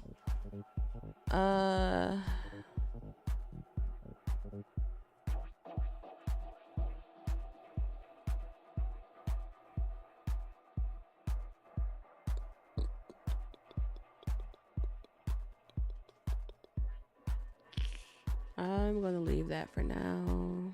I think I did my due diligence. Alrighty. Oh, I should have posted the list in here. I'll post. Let me not be lazy.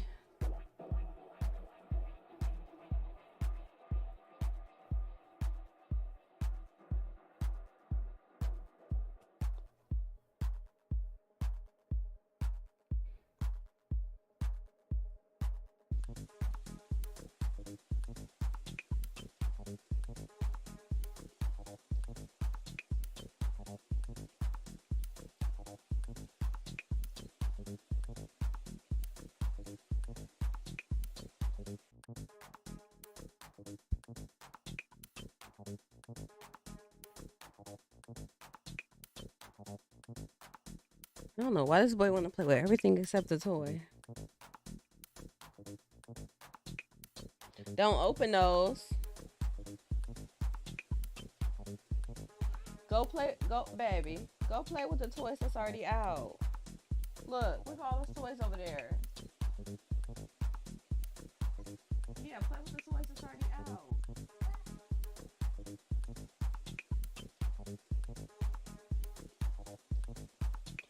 I say play with the toys that's already out. What did he do? Pick up a hair tie. Okay. This boy is too much. Too much. Too much.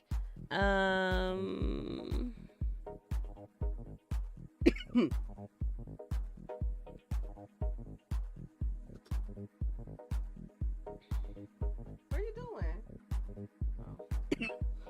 Oh.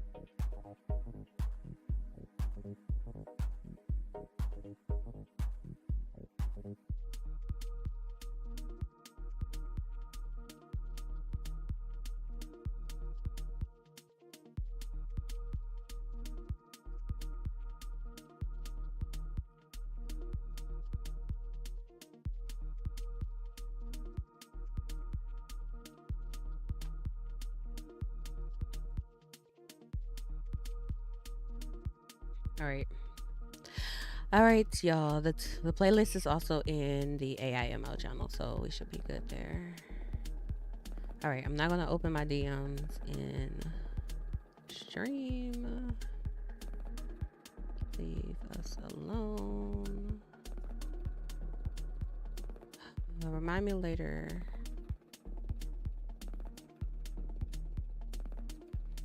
One thing that I have been postponing for so long is I have been postponing my putting my PS5 or opening my PS5, and the main thing I said was that I had to get my desk set up, and I do have my desk set up. Y'all can even tell. You could probably tell I have a different background, but you can't really tell. You haven't seen the desk yet, but I'll show it on, like, I'm not done working on that. I'll be posting stuff like that on Instagram, like in my stories every so often, but I be forgetting to like actually post it. So I have my desk. It's real fancy. It could go somewhere. Let me not rip nothing out while I'm doing this, but it can do stuff. But I'm not going to try to do anything extreme because I'll probably end up messing up my whole PC right now. I don't have certain cables long enough to fully support what I need to do. So I realized after I moved my desk that I have a 30-foot Ethernet. I need a 50-foot Ethernet because my 30-foot Ethernet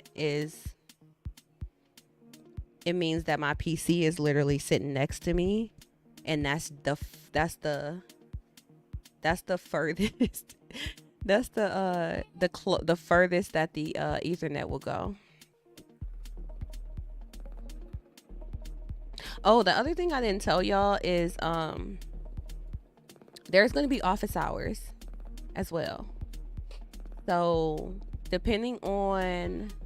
anybody that does go and do any of the crash courses, if you sign up and you do crash courses, there's going to be office hours the last week of the month as well. So I forgot to mention that. I don't have them here. Like, I'm not going to host them on the site because I think we're going to host them in Discord. So I'm working on the configuration for it in Discord, but you may have noticed, let's see, if you've been in Discord and seeing what's going on, you may have noticed that we have MetaDevWorld now down here. It's closed, but there is a classroom for collaborating with other students on active classes. There is a study lounge, which is the voice chat. And then there's also a couple other things here that are for more long-term. They're for more long-term projects. So software is more down the line of like working on collaborating on a community project that we have. JUCL is the first iteration, the earliest iteration of the community research lab, because I think I talked about that a little bit on stream before.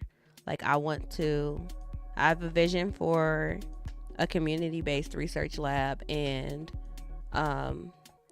it occurred to me, like, it doesn't need a physical location to begin, you know? And of course, I do want to have a physical location, but I think part of what my vision is for the lab is that it wouldn't be limited.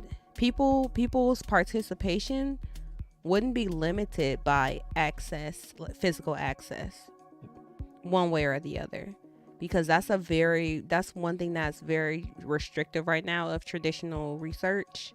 Like, of course, yes, you want people to be able to be in a lab to do research, but it also means that in a world that is more and more, virtual, cross collab, and we're able to do things over long distances, it still means that certain people don't have access to certain opportunities just because of their proximity, and I don't support that idea. So so I thought, why not start a channel?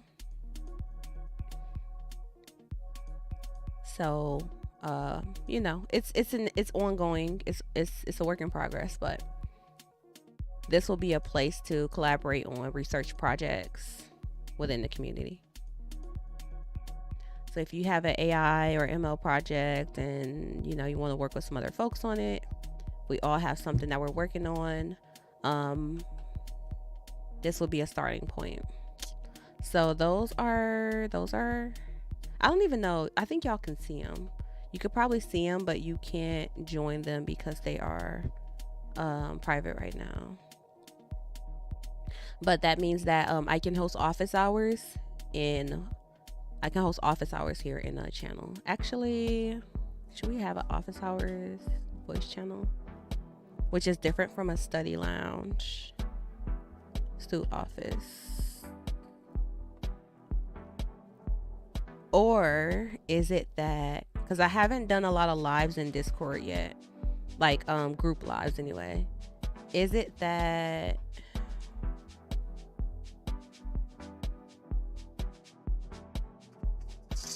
I think office hours.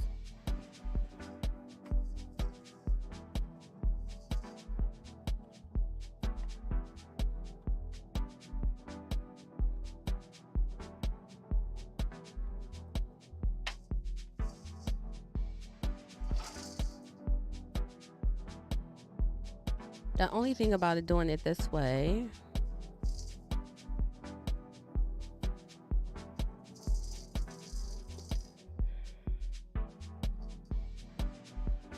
oh yeah. Only thing about doing it this way is that trying to think when you go to office hours, if I'm in this voice chat and I want to go live,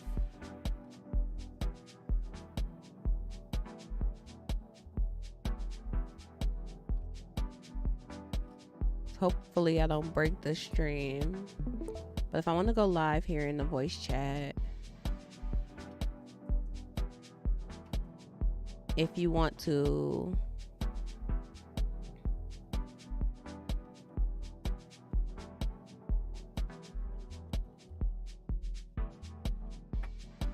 you get a chat that is tied to the voice channel.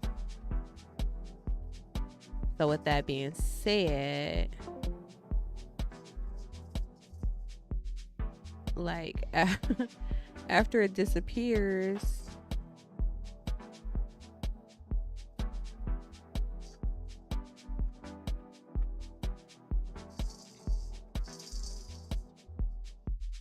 it's not like easily visible after it disappears. But that's not fully true, because my watch party chat is right here. And this is actually the same. Is this the same chat as, I'm pretty sure this is the same chat. Yeah, open chat.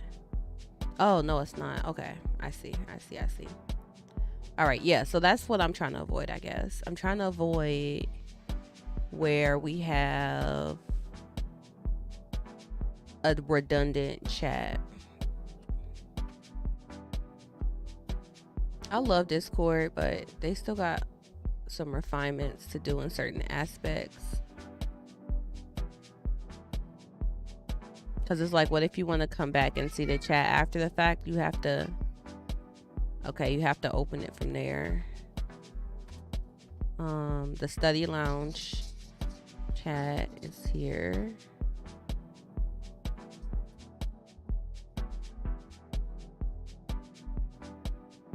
Okay, I guess that's fine. So we have office hours here. So it'll be, I'll have, wait, can I do,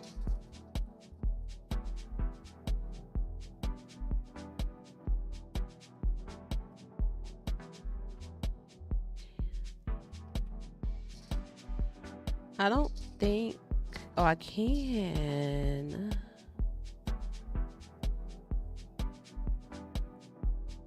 Oh, I haven't done events yet. Office hours. So I can say our September office hours. So on the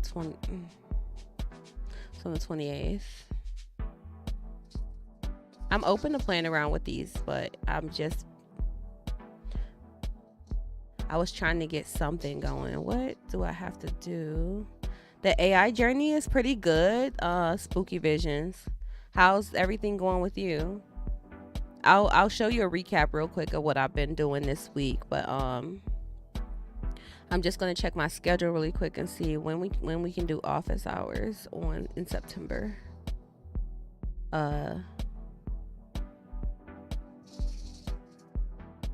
I already blocked the time off on my calendars. Okay, so on the 28th from 6 to 9, I guess. I'm not sure it's going to be 6 to 9. That's a long time. For office hours anyway. I feel like that might be a long time. I don't know. Maybe not. 6.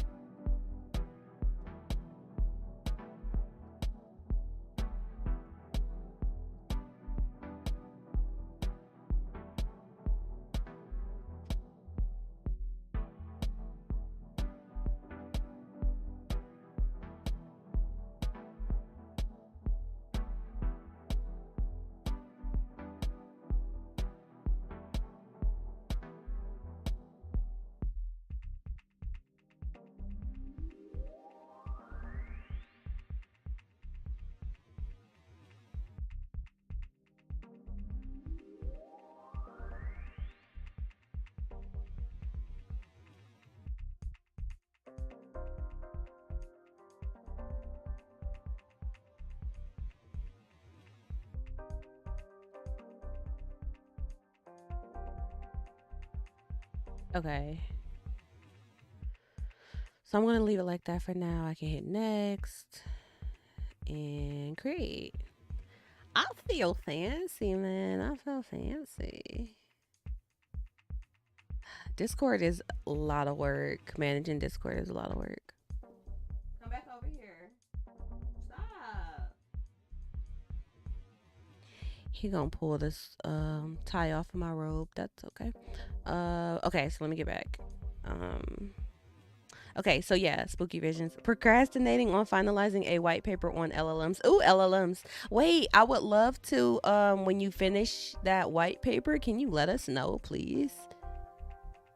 Please. I would I'm sure a few people would gladly love to be reading that wherever it's going to be published.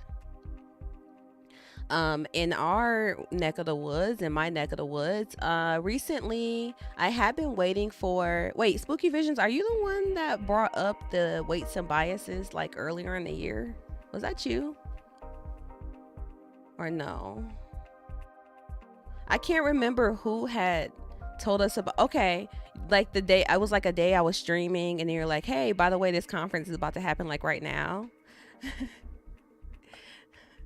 Okay, okay. I was like, I cannot remember who it was that had originally told me about weights and biases. I just remember we were live and I was like supposed to be working on something. And then we ended up watching the conference, the Fully Connected conference. So yeah, they had talked about having the training and fine tune this training and fine tuning LLMs course. It is finally live. So they emailed about it like the week before last or something like that. Like they emailed about it a few days before it was supposed to launch, but they I was on the waiting list to hear from it. So they started that last week. So this is the course that I've been following, and as a supplement to this, because this doesn't really focus on anything like this doesn't focus on any practical demos or anything like that. I also saw that Deep Learning AI was hosting this fine tuning workshop, which actually had this one actually did have a code demo. So the reason why they kind of worked so well in tandem as well is because with the weights and biases course, they're like, oh, y'all should participate in the NeurIPS LLM efficiency training challenge or fine tuning challenge. And literally the challenge is fine tuning one LLM on one GPU in one day, i.e. 24 hours. So this falls literally right in line with that as far as a practical demo of something like that. So no, I was just trying to remember where you sorry, you said you were on the call, but I was just trying to remember who had brought that up. But yeah, this is what we've been doing. This is what I've been doing this week. We got the practical demo of fine tuning one LLM on one GPU to go right alongside the weights and biases course. And that should be I haven't dug too deep yet, but I'm planning on starting to work on a project. I'm attempting this challenge. They basically said that for weights and biases, they're like, y'all should do the NeurIPS large language model efficiency challenge. So that's the goal. I'm not necessarily planning to you know, get too far necessarily, but for the record, if anybody is interested, that NeurIPS challenge is really nice. Like if you are like, you know, like you said, you're working on a white, yeah, you should definitely participate. Because what they said is that they talked about it in the beginning of the session 1, which is on YouTube. But they said that the challenge winner will be featured will get a speaking slot at NeurIPS, and be included in the report that they are going to be writing as well about LLM efficiency.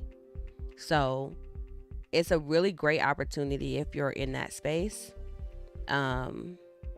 It's not like a traditional challenge where it's like, hey, you win some swag. It's like, and then and then be included in like some industry event, and have your name in the paper, and actually give yourself a little bit more credibility in that space. So I was like, oh, that's pretty awesome that's part of the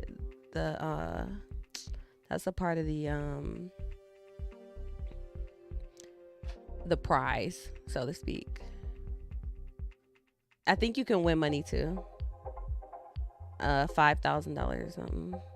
Trying to break out of your home country. Oh, heck yeah. So here it's I don't know if you're in Discord. It is I did just make a playlist on YouTube as well. I put the playlist on my channel. YouTube /@MetaDevGirl. I have too many plugs in front of me. Chords everywhere. I put it down here on the bottom. The Fine Tuning LLMs playlist. So you should go to the second video. That's the it's also on the Weights and Biases channel. If you already follow them, just go check out the session 1. After the live stream, they reposted it, and in here they did they probably reposted it because them slides wasn't working. I forgot about that, but yeah, they did talk about it. They have a whole section where they talked about the challenge. It's about right here.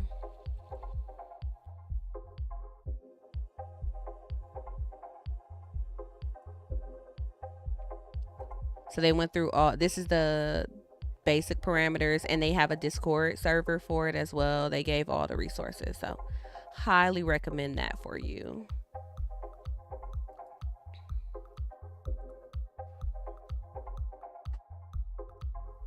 No problem. I have to share stuff. I mean, I wouldn't even know about Weights and Biases maybe right now because that was just such a random day. Yeah, that should be awesome for you then. Let us know if it works out. Again, I'll be more on the beginner track. Oh, there's 2 paths too. So they talked, it's 2 hardware paths, and in that it's 2 hardware paths. But yeah, and I don't know if you have this, but again, you are welcome to join and share your white paper when you're done with it, or come back to the stream and share it one way or another. We keep a decent amount of resources in the ML channel right now. Come here, baby. Should be somewhere in the next few weeks. Perfect.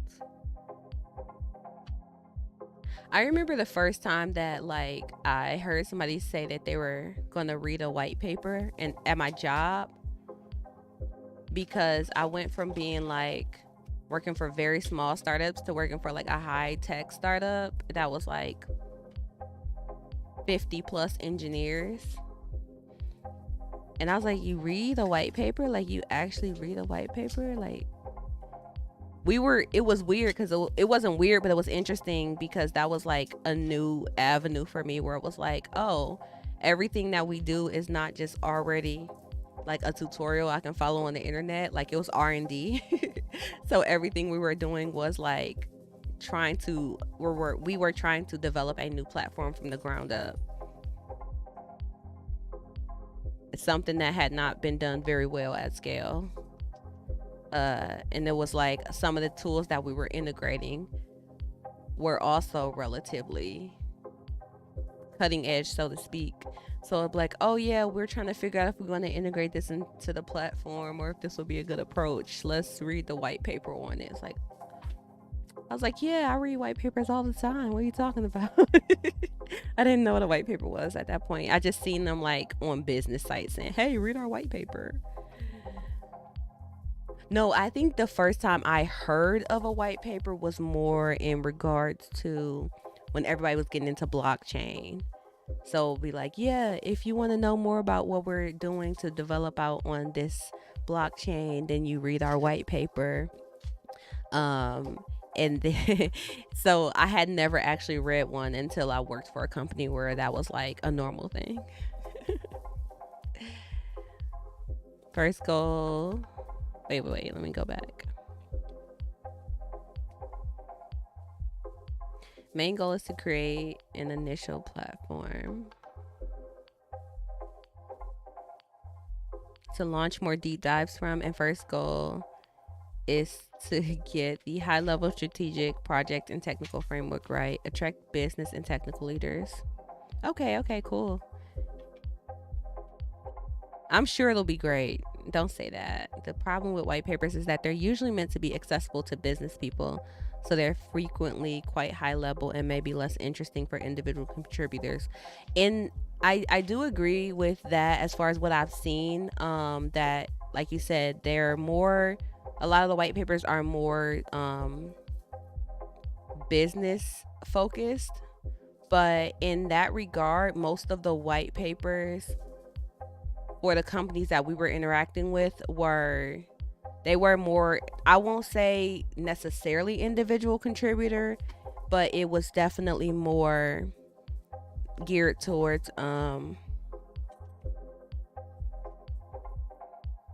architect, like platform architect.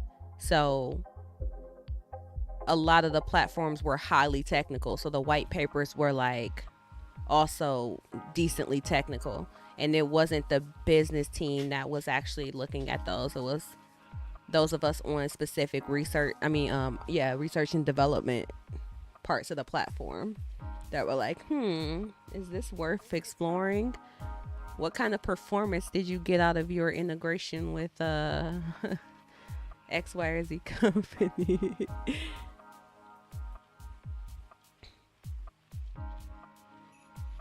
So that's cool. So you're writing the white paper. Is that like coming from your job, or is it like what's the who's the white paper for? Right, it's for your company.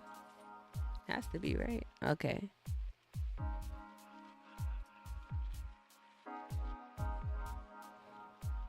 This boy is having a ball. He is having a good time. Spearheading LLM capabilities. Oh, that's super awesome.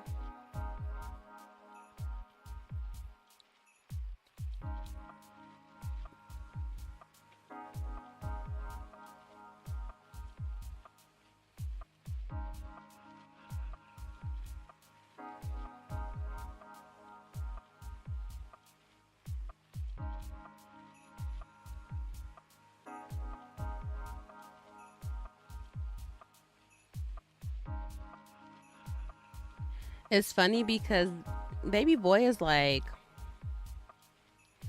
he used to be a lot more vocal, overly like vocal whenever I would be teaching or streaming. But now that he can like really play, like get down, move around and play, he doesn't yell as much. Like he'll still maybe talk to me, but in the past it was like as soon as I start live streaming, as soon as I start teaching, he just start yelling. And then it's like I can't really be doing nothing that's on the microphone.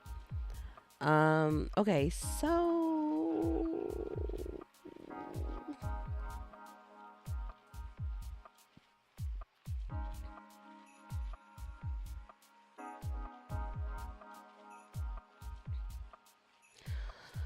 I'm trying to think what I want to do. Oh, I still haven't figured out how to sign into Ghost, did I?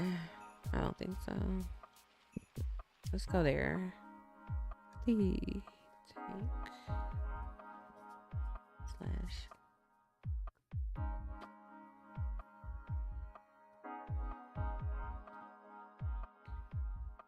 If I sign out,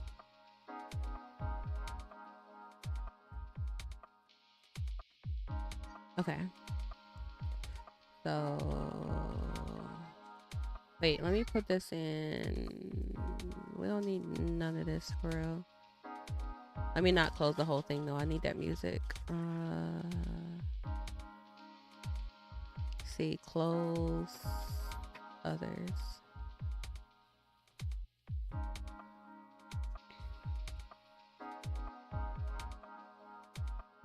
So it's gonna be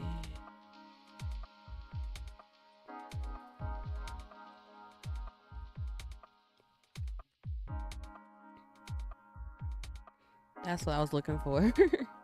I'm like, I can't sign in. What the heck?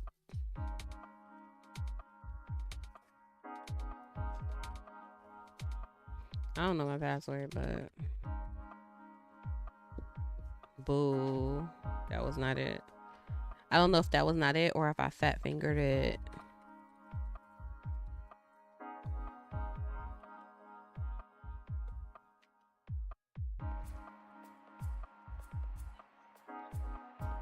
There we go.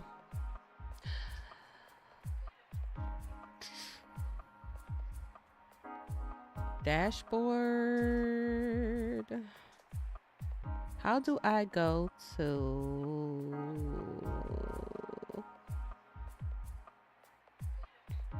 See, if y'all want to kind of see something real quick. I got like multiple things in draft right now. I haven't been the best with blogging over the years, so that's why I'm like really just trying to push myself, but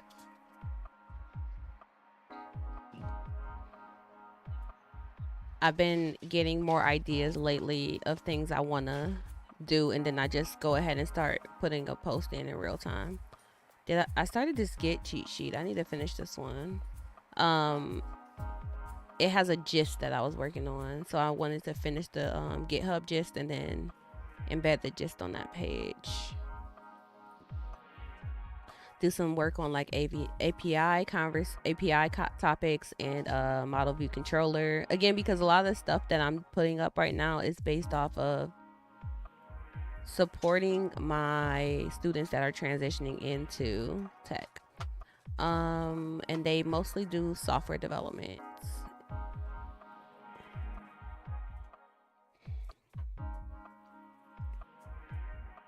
I spent all this time trying to navigation. I spent all this time trying to get here just to forget what I wanted to look at. I am working on a podcast page, so you can find all the podcasts, the current and upcoming classes. This page is live actually, but I removed it from the URL bar. How can I just update?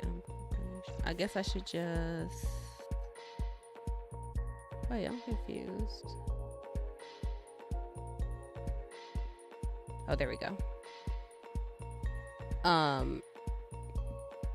It was live. I just took it out the URL bar to put the like courses that are actually on the site up there, but it I'll probably link it back because this is like a page that just shows like classes that I'm teaching for other organizations basically. So these were all upcoming, but a lot of these are like in flight right now. I'm actively teaching these.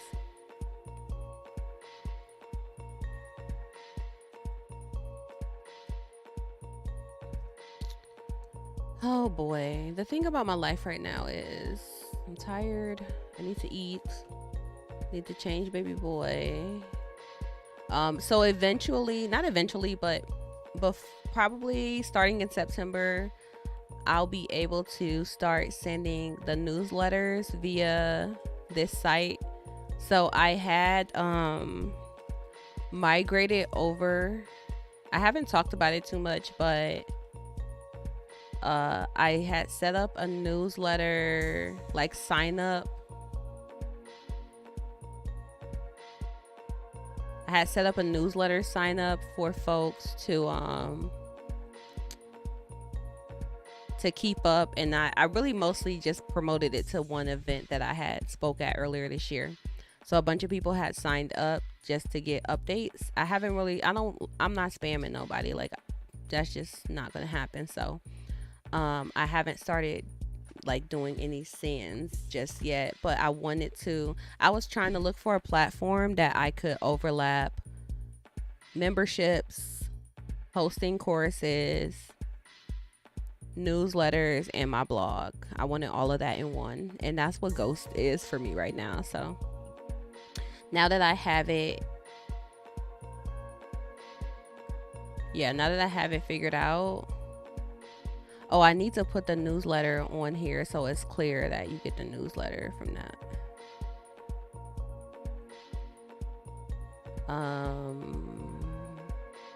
I'm gonna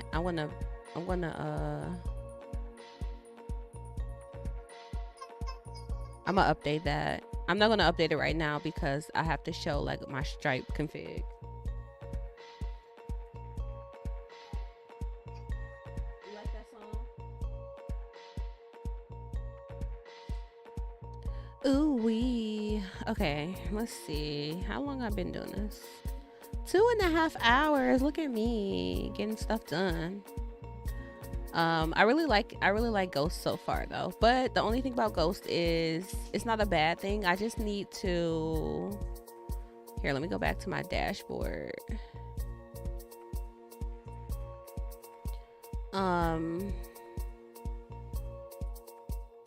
Wait, so themes, right?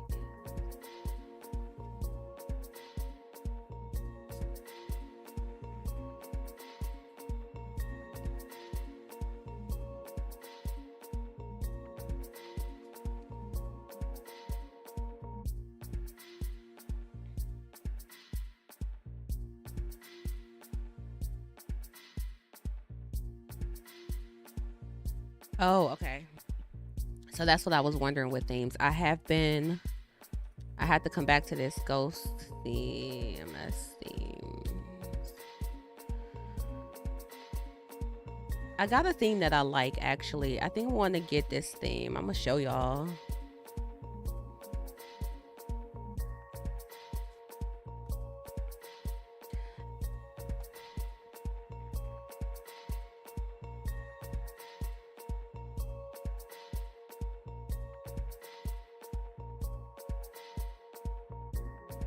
It's knocked out my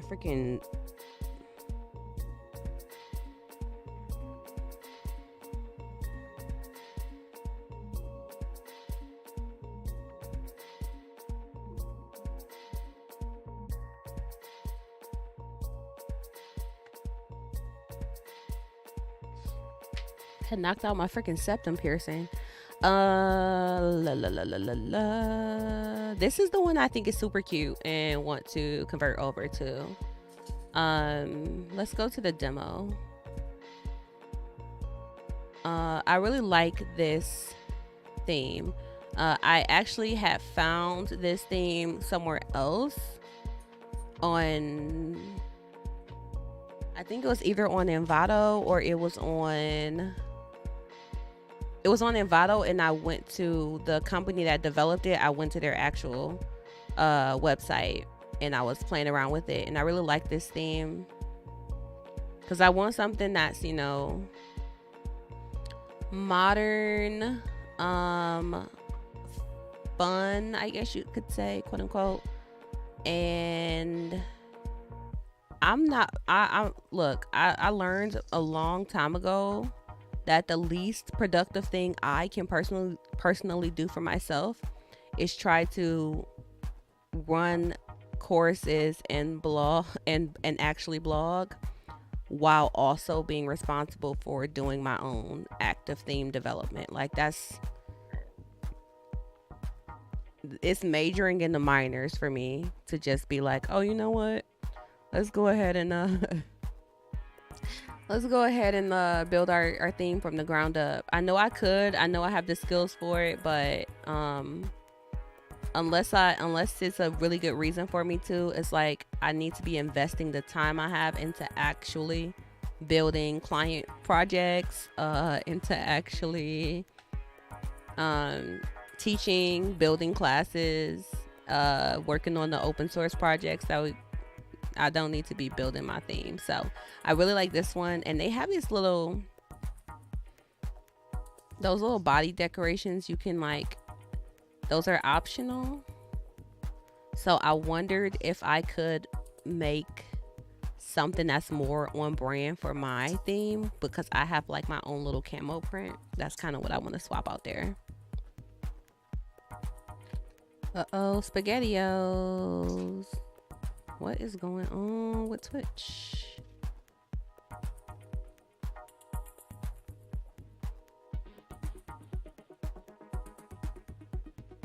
What is happening with Twitch? Is it me? No, it's not. Like, cause YouTube is fine. Reload the player. I do not get it. Twitch literally, see, this is why I'm not sticking to Twitch as my main site anymore. This is exactly why.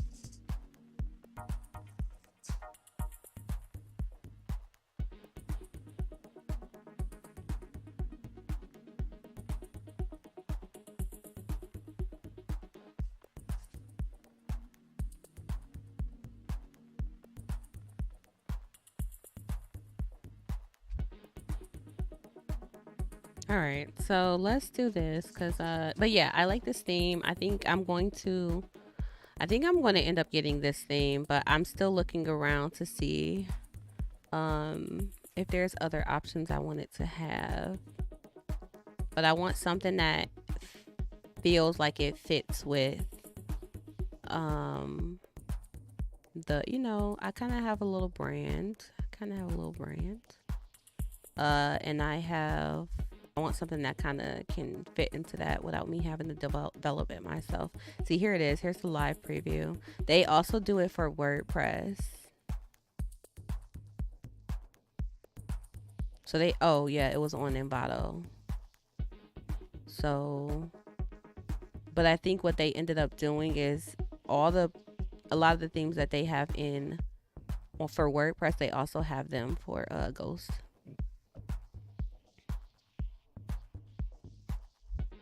Okay, here's the one on Envato. So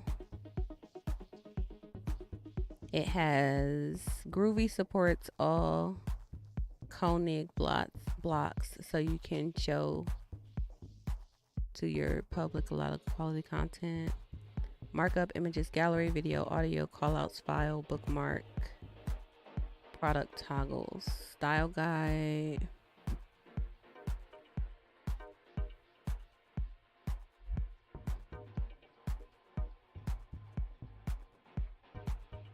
Typography, headings, quotes, callouts. What about the document one? Product card. Self-hosted file. That's interesting. Maybe I missed it because I thought I was looking for the file option. Oh, that wasn't on my site. That's probably why. Okay. And then this is what it looks like if you have code in there. Wait, I can copy it, but yeah, I can't make it editable.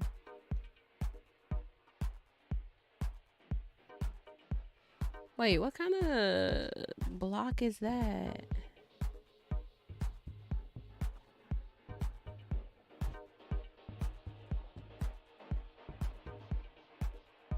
This boy.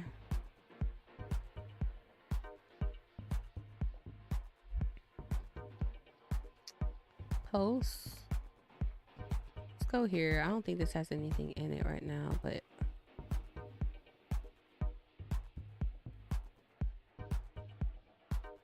Oh, there's the file one. But the other one, oh, wait. That's a raw HTML card. How markdown provider bookmark email content button toggle GIF toggle.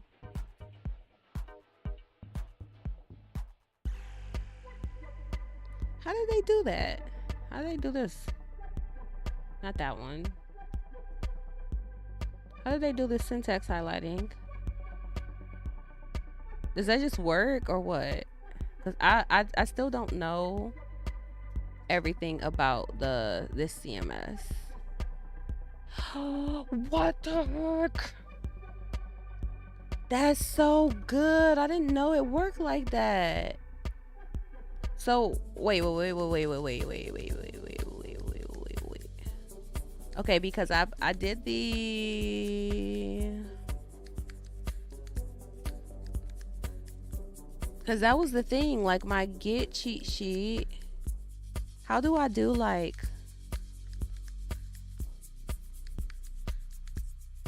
see, what if I want to do code that's not, okay, could I do, oh wait, escape. Can I paste? What is this? Help. Can I paste some kind of a code? And then now it's a block. And then can I like change it? Like how do can I do like dash? No. And then like code block. Edit. No. Create a snippet. See, it's called Ghost CMS code block. Backticks, which works like markdown. Okay.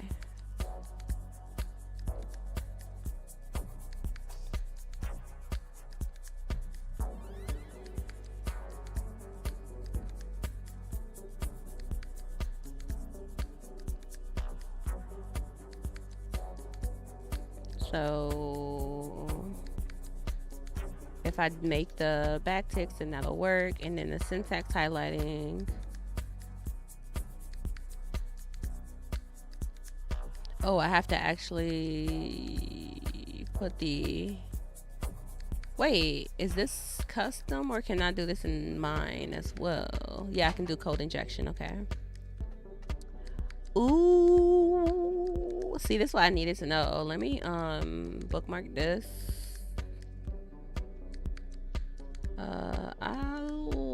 Should it go under? I don't know which folder it should go under. I'm gonna put it here though. Done. Hi, Bubby.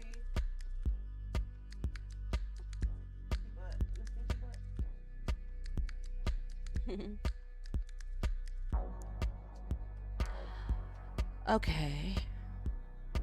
And let's see. Tomorrow is the Train X podcast. So I'll be live tomorrow. I don't know how long I'll be live tomorrow, but I will for sure be live tomorrow.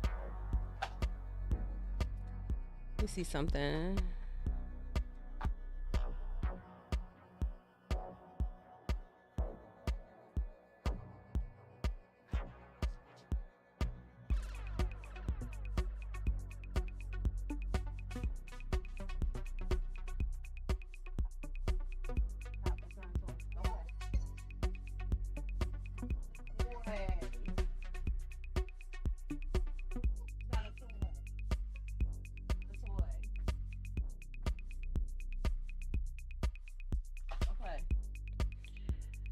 Doom, doom, doom, doom, doom, doom.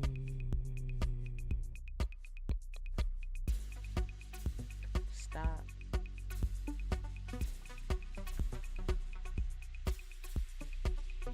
Stop. Go play. Go to the room.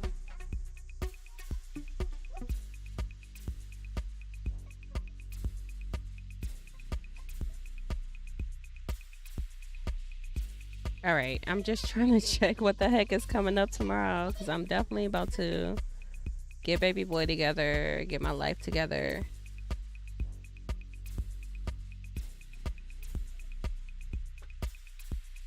But I've been trying to go live, to be honest. I have actually been trying to go live, and the thing is, every time I try to go live, like my stream wasn't working. Like I was trying to go live, and my streaming software was just like no. So I've been doing the podcast, of course, but the streaming software was definitely on a different page. So yeah, tomorrow I will be live. I just don't know what else I have. Let me see, where's my schedule? Tomorrow.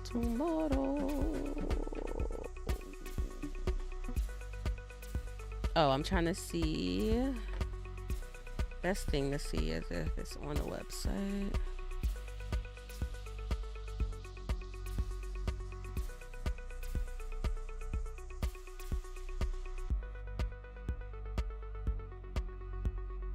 Schedule. Oh, it is. That's fine. Okay, I was trying to see. Oh, I was going to have something going on, but it is no longer on the calendar. So I can live stream after we finish up with our podcast tomorrow. So I'll be live around noon Eastern time for the Train X podcast.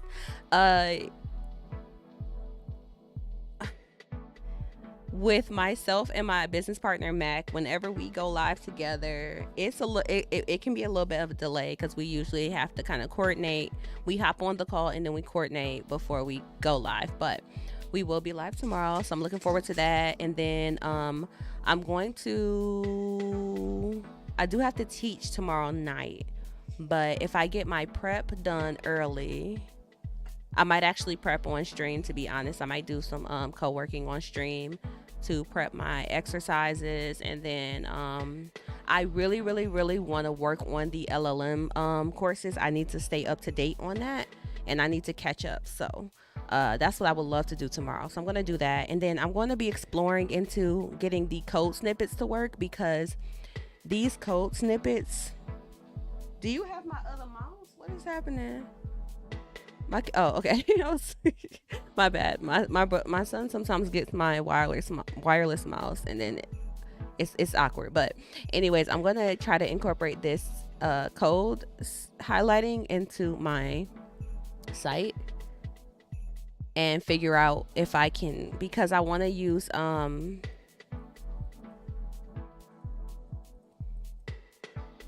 pretty sure it's supposed to work for Bash, like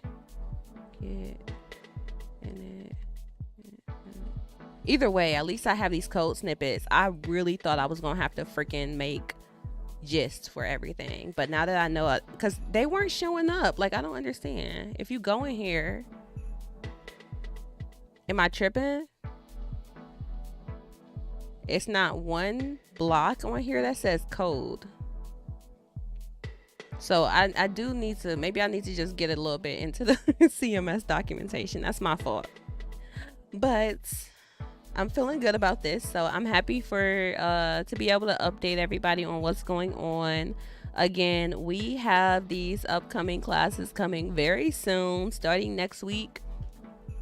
On MetaDevGirl.com, we are going to have bi-weekly-ish, twice a month, we're going to have a free live workshops.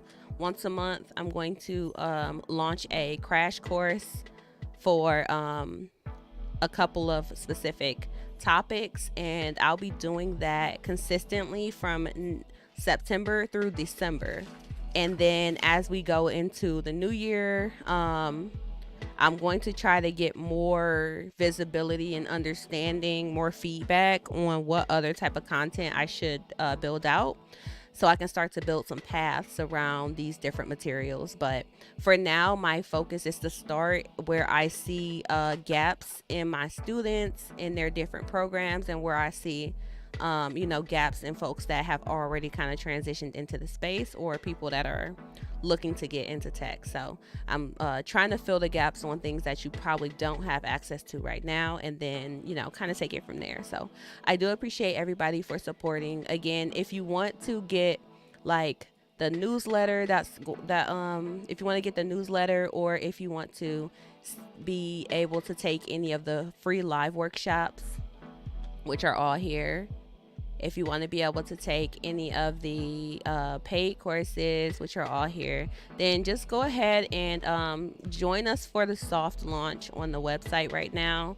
I know it's not like in any way, shape, or form how it's not my final product, but I need feedback right now in order to see if there's things I can do differently in order to make sure that the course model and the delivery method is going to work well. So if you subscribe, I'm going to update this so you can actually clearly see that subscribing is newsletter as well, because most people here have already signed up just because they wanted to get the newsletter. So I'll add that, but as long as you just sign up as a member, you will be able to comment on the post. You'll be able to comment on the courses. You'll be able to see any of the mini courses live. And then if you do want to contribute as a supporter, again, right now, this is really more so for people who, I'll put it in monthly, but this is for people who already support me. Like if you already subscribe on Twitch or something like that, and it's like $5 a month, but Twitch takes like most of that money. So I would prefer for folks to, if you do want to support the community, then just become a supporter on the website. And in addition to the live workshops and the newsletter, you will actually I'll have monthly office hours in Discord, in our private channels, and I will also be setting up some channels for you all. So yeah, that's kind of where we are. I'll be back tomorrow. I'll see y'all for the TrainX.ai podcast, and have a good afternoon, everybody. I gotta do the awkward thing where I have to I have to swap to my in order to change screens.